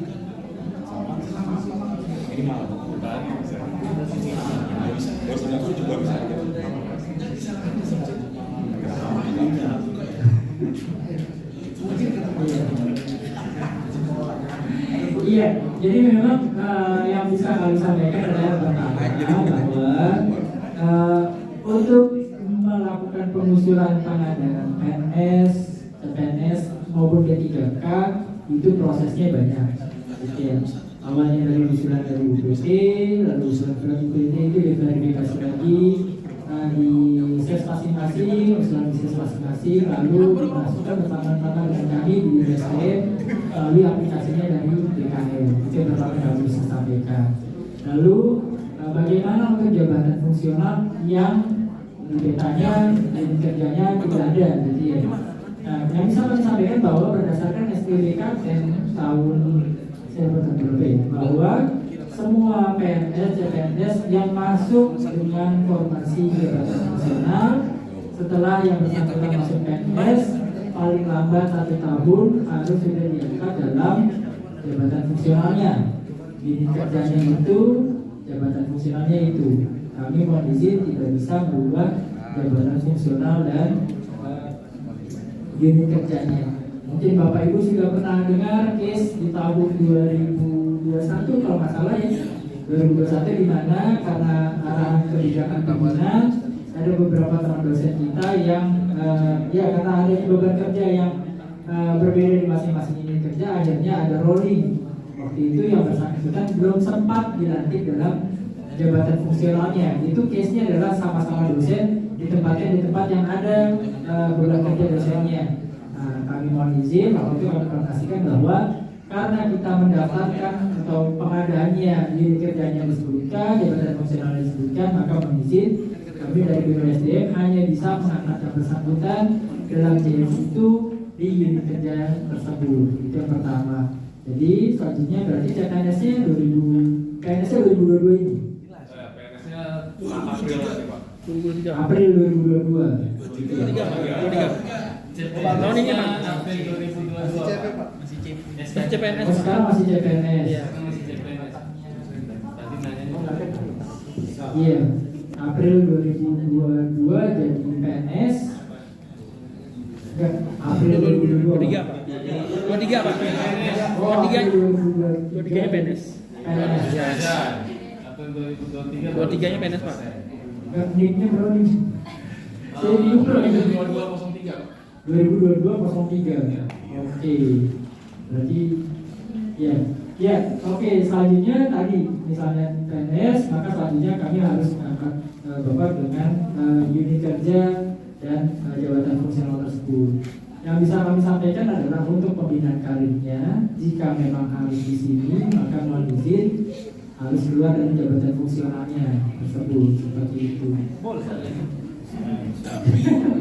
Ya, itu. Masa tidak boleh kan tidak boleh? Mulai mencari jabatan apa yang cocok dengan masnya, kira-kira apakah jabatan fungsional atau jabatan pelaksana. Nanti selanjutnya setelah kami mencapai jabatan fungsional, tidak jabatan yang baru, maka jabatan fungsionalnya akan kami verifikasi. Tapi misalnya memang mau tetap di jabatan fungsional dosennya, karena memang beban kerjanya itu tidak bisa misalnya mas kerja di sini tapi kerjanya memang harus tidak di kerja. Jika memang udah tak info, so tak suruh ngomongin dosen-dosen yang itu. Tinggal dipilih yang baiknya bagaimana. Apakah pindah ke jabatan lain yang sesuai tapi terpilih ke Malah saya fasilitasi, saya bilang sampai nanti dari penyelenggara IKAS tidak itu sama kayak orang yang kalau ini beda jabatannya cuma sampai muda jadi mandianya gitu. Dia kalau mandi harus pindah, ya udah terpaksa dia harus muda terus karena dia belum pindah. Mungkin demikian bisa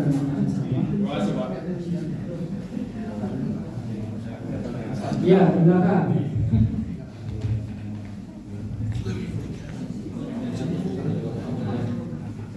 Ya harus dihabisin pertanyaannya sekarang, maksudnya kita ada BKN loh.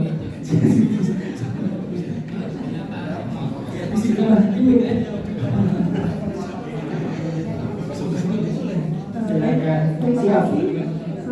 Selamat siang Bapak, perkenalkan nama saya Siti, jabatan saya adalah ahli pertama perawat. Baik, izin bertanya Pak. Nah, di sini seperti dari yang saya tahu kalau perawat itu memiliki pengaturan tersendiri dalam penyusunan SKP dan angka kredit yang tercantum di dalam Permen Pan RB nomor 35 tahun 2019 tentang jabatan fungsional perawat. Nah, sedangkan di Kementerian Perhubungan sendiri itu juga punya aturan yang mencakup ada 11 tugas peta jabatan di perawat. Dan di dalam Permen Pan RB 2019 tadi itu ada 51 tugas. Nah, itu bagaimana cara mensinkronkan antara apakah boleh, kan itu hanya 11 Kak di Kementerian Perhubungan, apakah boleh mencomot dari yang 51 tugas tadi yang di dalam Permen Pan RB nomor 35 itu? Karena jujur saya sendiri masih bingung Pak dalam penyusunan SKP untuk jabatan fungsional kesehatan. Nah, kemudian apakah perlu untuk bersinergi dengan Kementerian Kesehatan sendiri Pak? Karena ini Pak, ada yang Pak.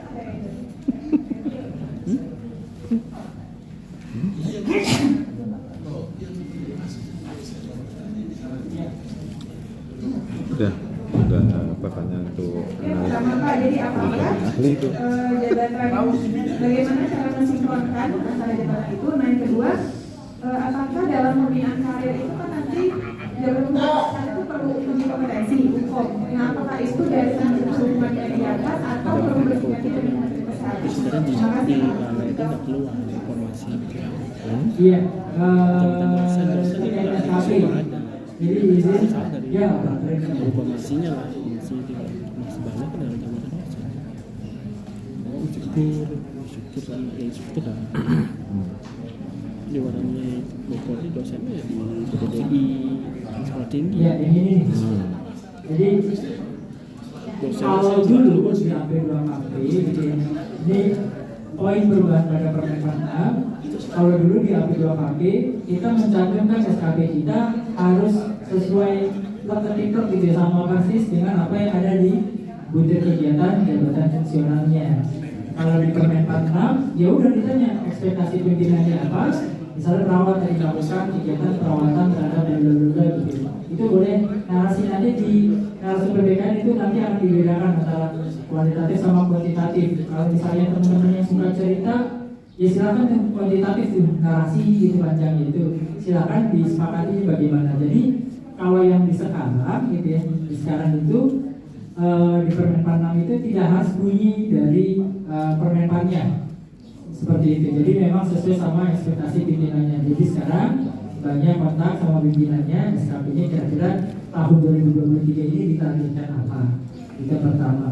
Lalu terkait uji kom, penilaian kredit dan lain-lain. Jadi memang kalau kita balikan kita di contoh yang instruktur sama basis di Permen Pan 13 itu mengamanahkan memang hanya instansi pembina yang mengatur tentang uji kompetensi sama juknis dasar dari masing-masing jabatan fungsional yang dibinanya. Nah, posisinya memang kami sudah beberapa kali juga melaksanakan pengadaan atau pelaksanaan uji kom yang kita minta tolong koordinasi dengan contoh dari rumah sakit Dermagis dan lain-lain seperti itu. Dan nanti mohon izin mungkin dari Mempawa bisa ke kami nanti sekaligus teman-teman cari kira-kira di dekat Mempawa itu yang melaksanakan uji kom siapa. Nah, itu bisa juga ke kami, nanti suratnya diberikan ke kami, lalu ke SPPSDM dan rekomendasi kami nanti kepadanya itu ke unit kerja tersebut. Kan ada juga misalnya mbaknya jauh-jauh ke Darmais untuk uji kom seperti itu karena kejauhan. Misalnya memang ada unit kerja dinas kesehatan di sekeliling Mempawa yang melakukan uji kom, maka bisa diusulkan ke situ. Apalagi misalnya memang bukan formasi pelowongannya itu ya misalnya tadi kan contohnya kalau instruktur itu kan udah penuh sampai 2025. Nah misalnya uji kom itu di tempat tersebut itu masih kosong, kita bisa bisa terjadi. Jadi memang kalau untuk uji kom naik jenjangnya JM itu sementara ini masih harus dilaksanakan oleh si instansi pembina. Masing-masing instansi pembina mempunyai kewenangannya masing-masing. Contoh misalnya tadi kami sampaikan di analisis kebijakan, kita bisa pakai anggarannya kita undang mereka, nanti teknisnya bagaimana. Tapi memang untuk yang jasa tenaga kesehatan selama ini yang berjalan adalah kita minta untuk diujikan ininya masing-masing. Jadi memang biasanya mereka juga kalau ada PNBP ya nanti kita menyampaikan PNBP. Mungkin demikian.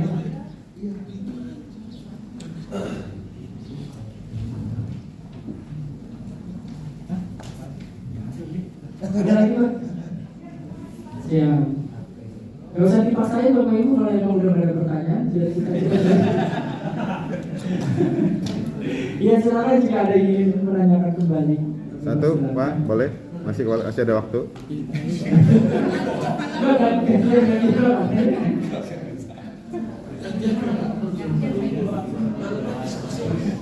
kasih Pak, saya Yusuf Pak. Mau tanya ini Pak, kan kemarin sempat ada surat penawaran buat JF KPK. Jadi kalau saya tanya perannya, mereka kan di bawah sistem kendaraan itu sama nggak sama yang dan siapa yang di bawah Menko, kayak analis kalau ya di bawah Menko.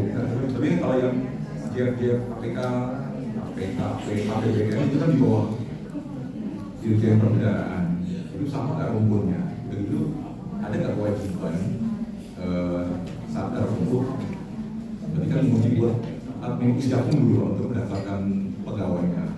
Tapi mesti punya itu, paling tidak saat punya administrator wajib. Ya, kan untuk mengakomodir pegawai yang mau alih fungsi dari Jakum, KPK atau APBN, PK, perantara keuangan atau itu Pak. Jadi maksudnya soalnya kan belum punya kementerian satunya keberdaharaan gaji hasil dari KPK atau PSPN gitu Pak. Siap. Jabatan fungsional APK APBN dan PKPBN. Ini gak ada yang ngomongin kinerjanya, itu udah mulai tadi gabung. Iya, nggak apa-apa sih. Iya, jadi APKPBN dan PKPBN memang dua jabatan fungsional di bawah bidangnya Kementerian Keuangan di Dirjen Perbendaharaan gitu ya Pak ya. Tadi Bapak menyebutnya arsiparis gitu ya Pak contohnya ya Pak. Yang di bawah Menko ya Pak. Ya, bedanya Pak, arsiparis kan di bawahnya ANTRI Pak sebenarnya. Instansi pembinanya adalah ANTRI. Perencana instansi pembinanya Bappenas. Lalu ya pokoknya banyak Pak. BPS ada statistisi sama peranata komputer. Bedanya kalau APKPBN dan jabatan-jabatan fungsional tadi, statistisi, peranata komputer, arsiparis, PPBJ dan lain-lain itu adalah semuanya adalah jabatan fungsional yang kita gunakan, pembinanya instansi lain.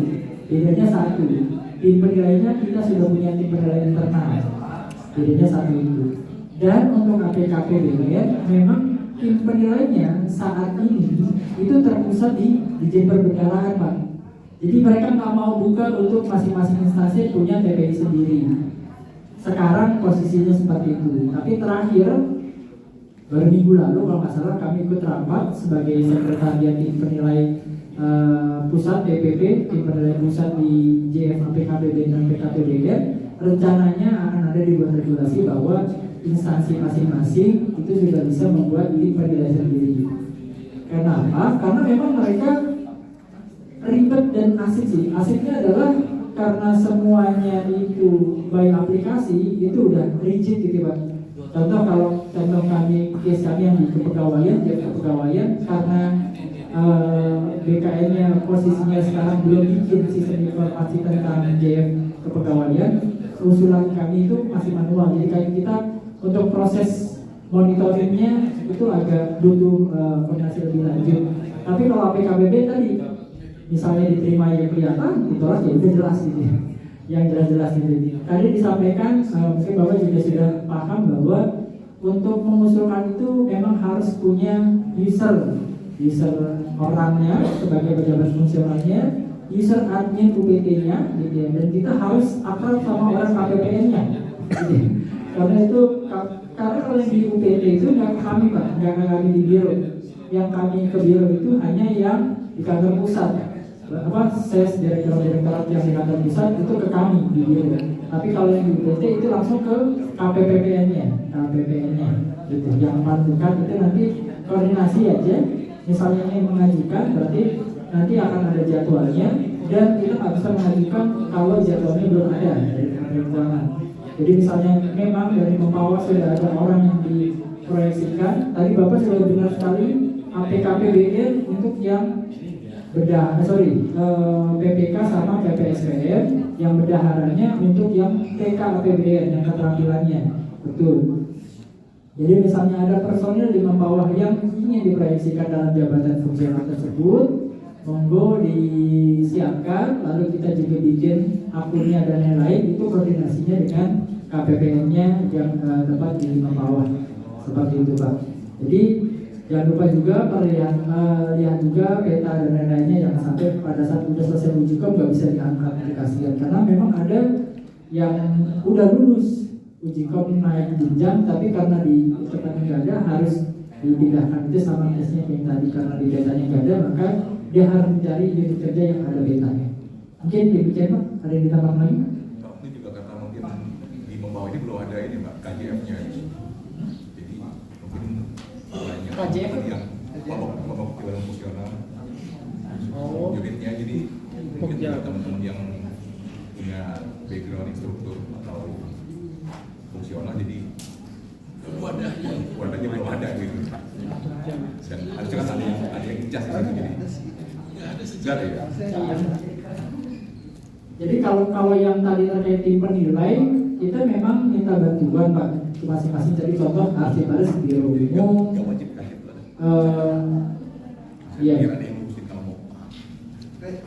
Iya, kalau Pak Dananda jatuhnya ke iya. Iya, jadi konsultannya memang ke umumnya, ke kepegawaian dan umumnya seperti presiden dan umumnya, usulnya. Tapi kalau di kita memang karena teknisnya si APKPBN ini penilaian kreditnya baik aplikasi dan harus terpusat, makanya dia harus mensulit ke aplikasi JAF-nya dulu seperti itu. Tapi kalau di beberapa JF lain yang sudah ada jenisnya dan boleh kita membuat tim penilai sendiri, kayak tadi perencana, analisis kebijakan termasuk lalu dan lain-lain gitu ya, ada cukup banyak, itu bisa untuk dinilai untuk kita langsung sendiri, nggak harus tadi kayak contoh kementerian apa JF-nya tenaga kesehatan yang harus memang penilai di instansi pemerintah. Mungkin demikian Pak. Ini menuju Bapak Ibu ada pertanyaan lagi? Oke, satu lagi boleh? Saya mengingatkan ini sudah jam 11.30 ya Bapak Ibu.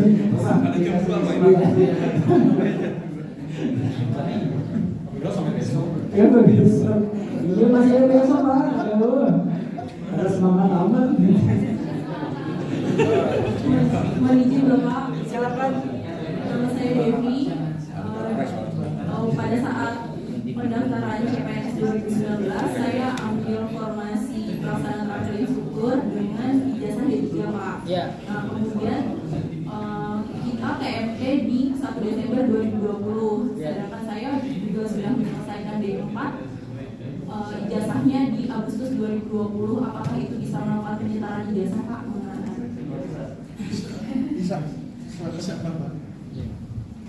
Gantian Pak. Baik, mungkin saya bantu jawab. Untuk Permenpan baru, Permenpan 82 ya, struktur itu diwajibkan. Kalau nggak salah ada klausul struktur itu kedepannya adalah tingkat keahlian yang keterampilan akan dihapuskan seperti itu. Pelaksanaannya sama seperti dosen, di mana dosen dulu itu adalah S1 ya Pak, kemudian dihapuskan S2. Prinsipnya sama, yaitu yang sekarang strukturnya teman-teman struktur jabatan pendidikannya masih D3 itu diberi waktu kurang lebih 5 tahun semenjak Permenpan dan Judisnya keluar itu untuk sekolah, melanjutkan sekolah untuk mencapai S1 atau D4 seperti itu. Dan kedepannya nanti akan dilakukan uji kompetensi ke Kemenaker dengan cara usulan dari sekolah dari Balai Tunai Mempawah ini ke BPSDM dan dari BPSDM langsung ke Kemenaker atau via BPSDM juga boleh seperti itu. Bisa seperti itu. Siap. Jadi kepada teman-teman semua yang masih jasanya Diploma 3, kami harapkan untuk menaikkan jenjang pendidikannya ke tingkat S1 ataupun Diploma 4 dengan diberi waktu itu kurang lebih 5 tahun. Jika melewati 5 tahun nanti akan diberhentikan jika yang bersangkutan tidak melanjutkan pendidikannya, seperti itu. Kemudian terkait fungsional instruktur, semua teknis penilaian sebetulnya bukan ada di kami ya, di Biro SDM. Itu penilaian. Nah, kebetulan kalau nggak salah akhir-akhir tahun itu ada perwakilan dari BPSDM termasuk instrukturnya sendiri yang diundang oleh Kemenaker terkait penerapan juknisnya instruktur dan penerapan permenpannya instruktur, baik dalam pengusulan, penilaian dan sebagainya. Untuk teknisnya nanti penilaian yang ditanyakan tadi terkait apakah dari CPNS, kemudian boleh dapat penilaian maupun dari PNS. Kalau saya pribadi memang saya bukan kemarin saya bilang dari PNS karena lebih aman ya. Kemudian seharusnya kalau di kami di contoh saya analis kepegawaian atau saya masih analis kepegawaian, itu penilaian untuk yang pengangkatan pertama itu dimulai sejak dia dilantik jabatan fungsionalnya. Jadi bukan sejak PNS ya, sejak dilantik jabatan fungsionalnya. Tapi kita kembali kebijakan ke tim penilai. Pada saat ini struktur kemudian dosen itu penilaiannya ada di sekitar BPSDM. Coba mungkin konfirmasi saat ini sama Mas Faris atau Bu Ani ya terkait struktur kedepannya bagaimana, seperti itu. Dan saya sudah sampaikan juga ke Mas Faris pada saat itu kami antar ke Kemenaker. Kita pengennya melakukan sosialisasi kemudian bimtek terkait pelaksanaan Permenpan 82 dan juknisnya yang struktur yang terbaru kedepannya harus bagaimana. Tapi sampai saat ini kalau ada di BSDM kita masih belum ada tindak lanjutnya. Mungkin saya mohon bantuan mungkin dari teman-teman dari Mempawah untuk mendorong ke BPSDM untuk kita melaksanakan bimtek tersebut ya. Jadi biar kita ilmunya biar lebih cerah lagi. Dan tunjangannya pun sekarang sudah menggiurkan ya. 800 kan kalau yang muda? Iya, coba lihat kan. Ininya, tunjangannya sudah sangat bagus sekarang. Nanti mau dicek lagi ya.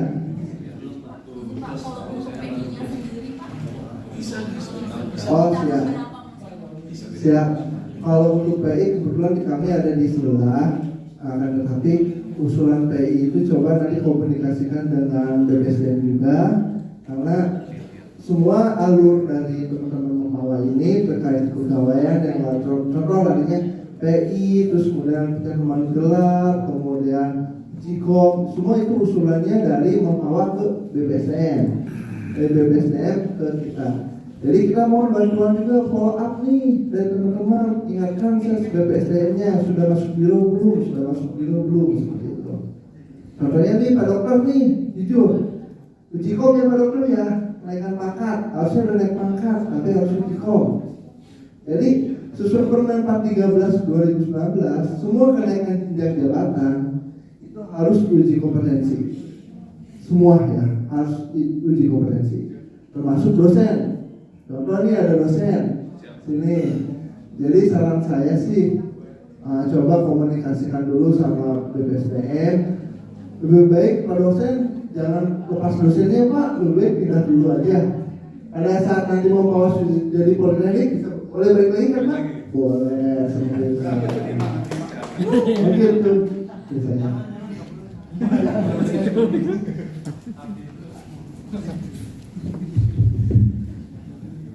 Ya, mudah-mudahan sudah cukup jelas. Gimana Pak Didi? Makan saya udah siap? Ya, silakan. Gimana? Kami kembalikan ke Mas MC. Siap. Terima kasih Bapak narasumber. Sudah cukup ya Bapak Ibu? Kalau belum di saya jawab ya. Iya. Mungkin bisa dilanjut oleh narasumber yang kedua karena sudah mendekati Isoma. Nanti ketika ada pertanyaan, monggo silakan untuk konsultasi secara langsung ke beliau. Kemudian nanti kalau masalah teknis untuk SKP bisa ditanyakan ke BKN. Mungkin seperti itu, Bapak. Siap. Untuk materi BKN setelah makan siang. Ya, demikian dari kami, Bapak Ibu. Terima kasih atas perhatian dan antusiasmenya. Terima kasih. Mohon maaf jika ada kekurangan dan kesalahan. Assalamualaikum warahmatullahi wabarakatuh. Mas, terima kasih. Baik, kami ucapkan Ya, itu tadi udah bilang kalau di kami sekarang jalan itu. Bapak Ibu, Dalam kami merumuskan itu banyak yang suntikan juru parkir. Sebenarnya kalau lihat zaman dulu kan semua dikaji kan ya tradisional ya. Semua punya penata. Bahkan saya pernah kenapa keuangan tuh jadi pengelola keuangan, kenapa nggak penata keuangan? Karena penata, misalkan dia pangkatnya udah 3A, berarti dia penata keuangan tingkat berapa sesuai pangkatnya. Karena kalau kita coba itu pun jabatan kalau operator, saya juga bingung kenapa kok sekarang operator banyak S1. Kalau operator itu jabatan-jabatan orang yang SMK, SMA gitu. Jadi memang pada saat mereka bikin jabatan pelaksana ini kan intinya kan mereka bikin 3 itu kan, si clerk, operator sama teknisi kan. Jabatan pelaksana udah ada 3 nih. Cuman memang karena jabatan kita beruntungnya di Kementerian Perhubungan kita disuruh sederhana dan teman-teman tuh fokus nambahin gitu ya jabatan fungsional jabatan pelaksananya jangan sampai ada yang hilang gitu, karena memang banyak Pak yang kementerian lain yang hilang belas kita udah tuh pokoknya usulin dulu urusan nanti main panyoran setidaknya kita udah pernah usulin gitu. Jadi salahnya kalau di kita alhamdulillah semua Pak 70 itu Pak, jadi yang lain cuma 3, 5, nangis Pak.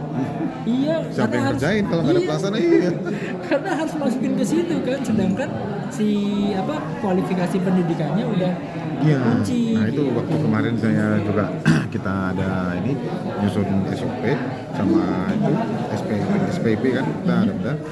Saya ngecek kan di SOP-nya di keuangan, saya bilang ini apa kan kayak di keuangan tuh operator aplikasi ini, saya bilang kenapa S1 itu sebenarnya kan kalau S1 kalau di APNS pasti formasinya analis. Nah, sementara sehari-hari dia mengoperasikan aplikasi itu SMK jadi harus siap Bapak. Oke, saya cek SOP-nya loh. Apa yang di persyaratan SOP-nya bukan untuk aplikasi, kenapa bukan SMK? Istilahnya kan dia serap tenaga kerja juga kan di levelnya. Kalau semuanya orang berbondong-bondong kayak S1, begitu dia masuk, sekarang saya tanya, itulah yang terjadi juga di kita di lapangan. Siapa yang perintah siapa? Nah, itu dia, itu yang berat. Kemarin saya tanya juga ada investigator dari KNKT. Mas, saya bilang, Mas kan investigator ahli. Kalau ada investigasi di KNKT ke lapangan, mau survei, apa sampean yang melaksanakan yang bawa veteran? Dia bilang, malulah, udah senior, udah investigator senior, pasti bawa veteran. Saya bilang yang ada cuma dia doang, orang udah investigasi nyampe balik lagi, nggak punya data. Siapa yang mengukur di lapangan, siapa yang ini kan harus tim. Kalau semuanya sama-sama S1, siapa yang kerja? Nggak ada yang diperintah, iya pelaksananya itu. Ya Mas, makasih banyak deh. Mari Om. Iya.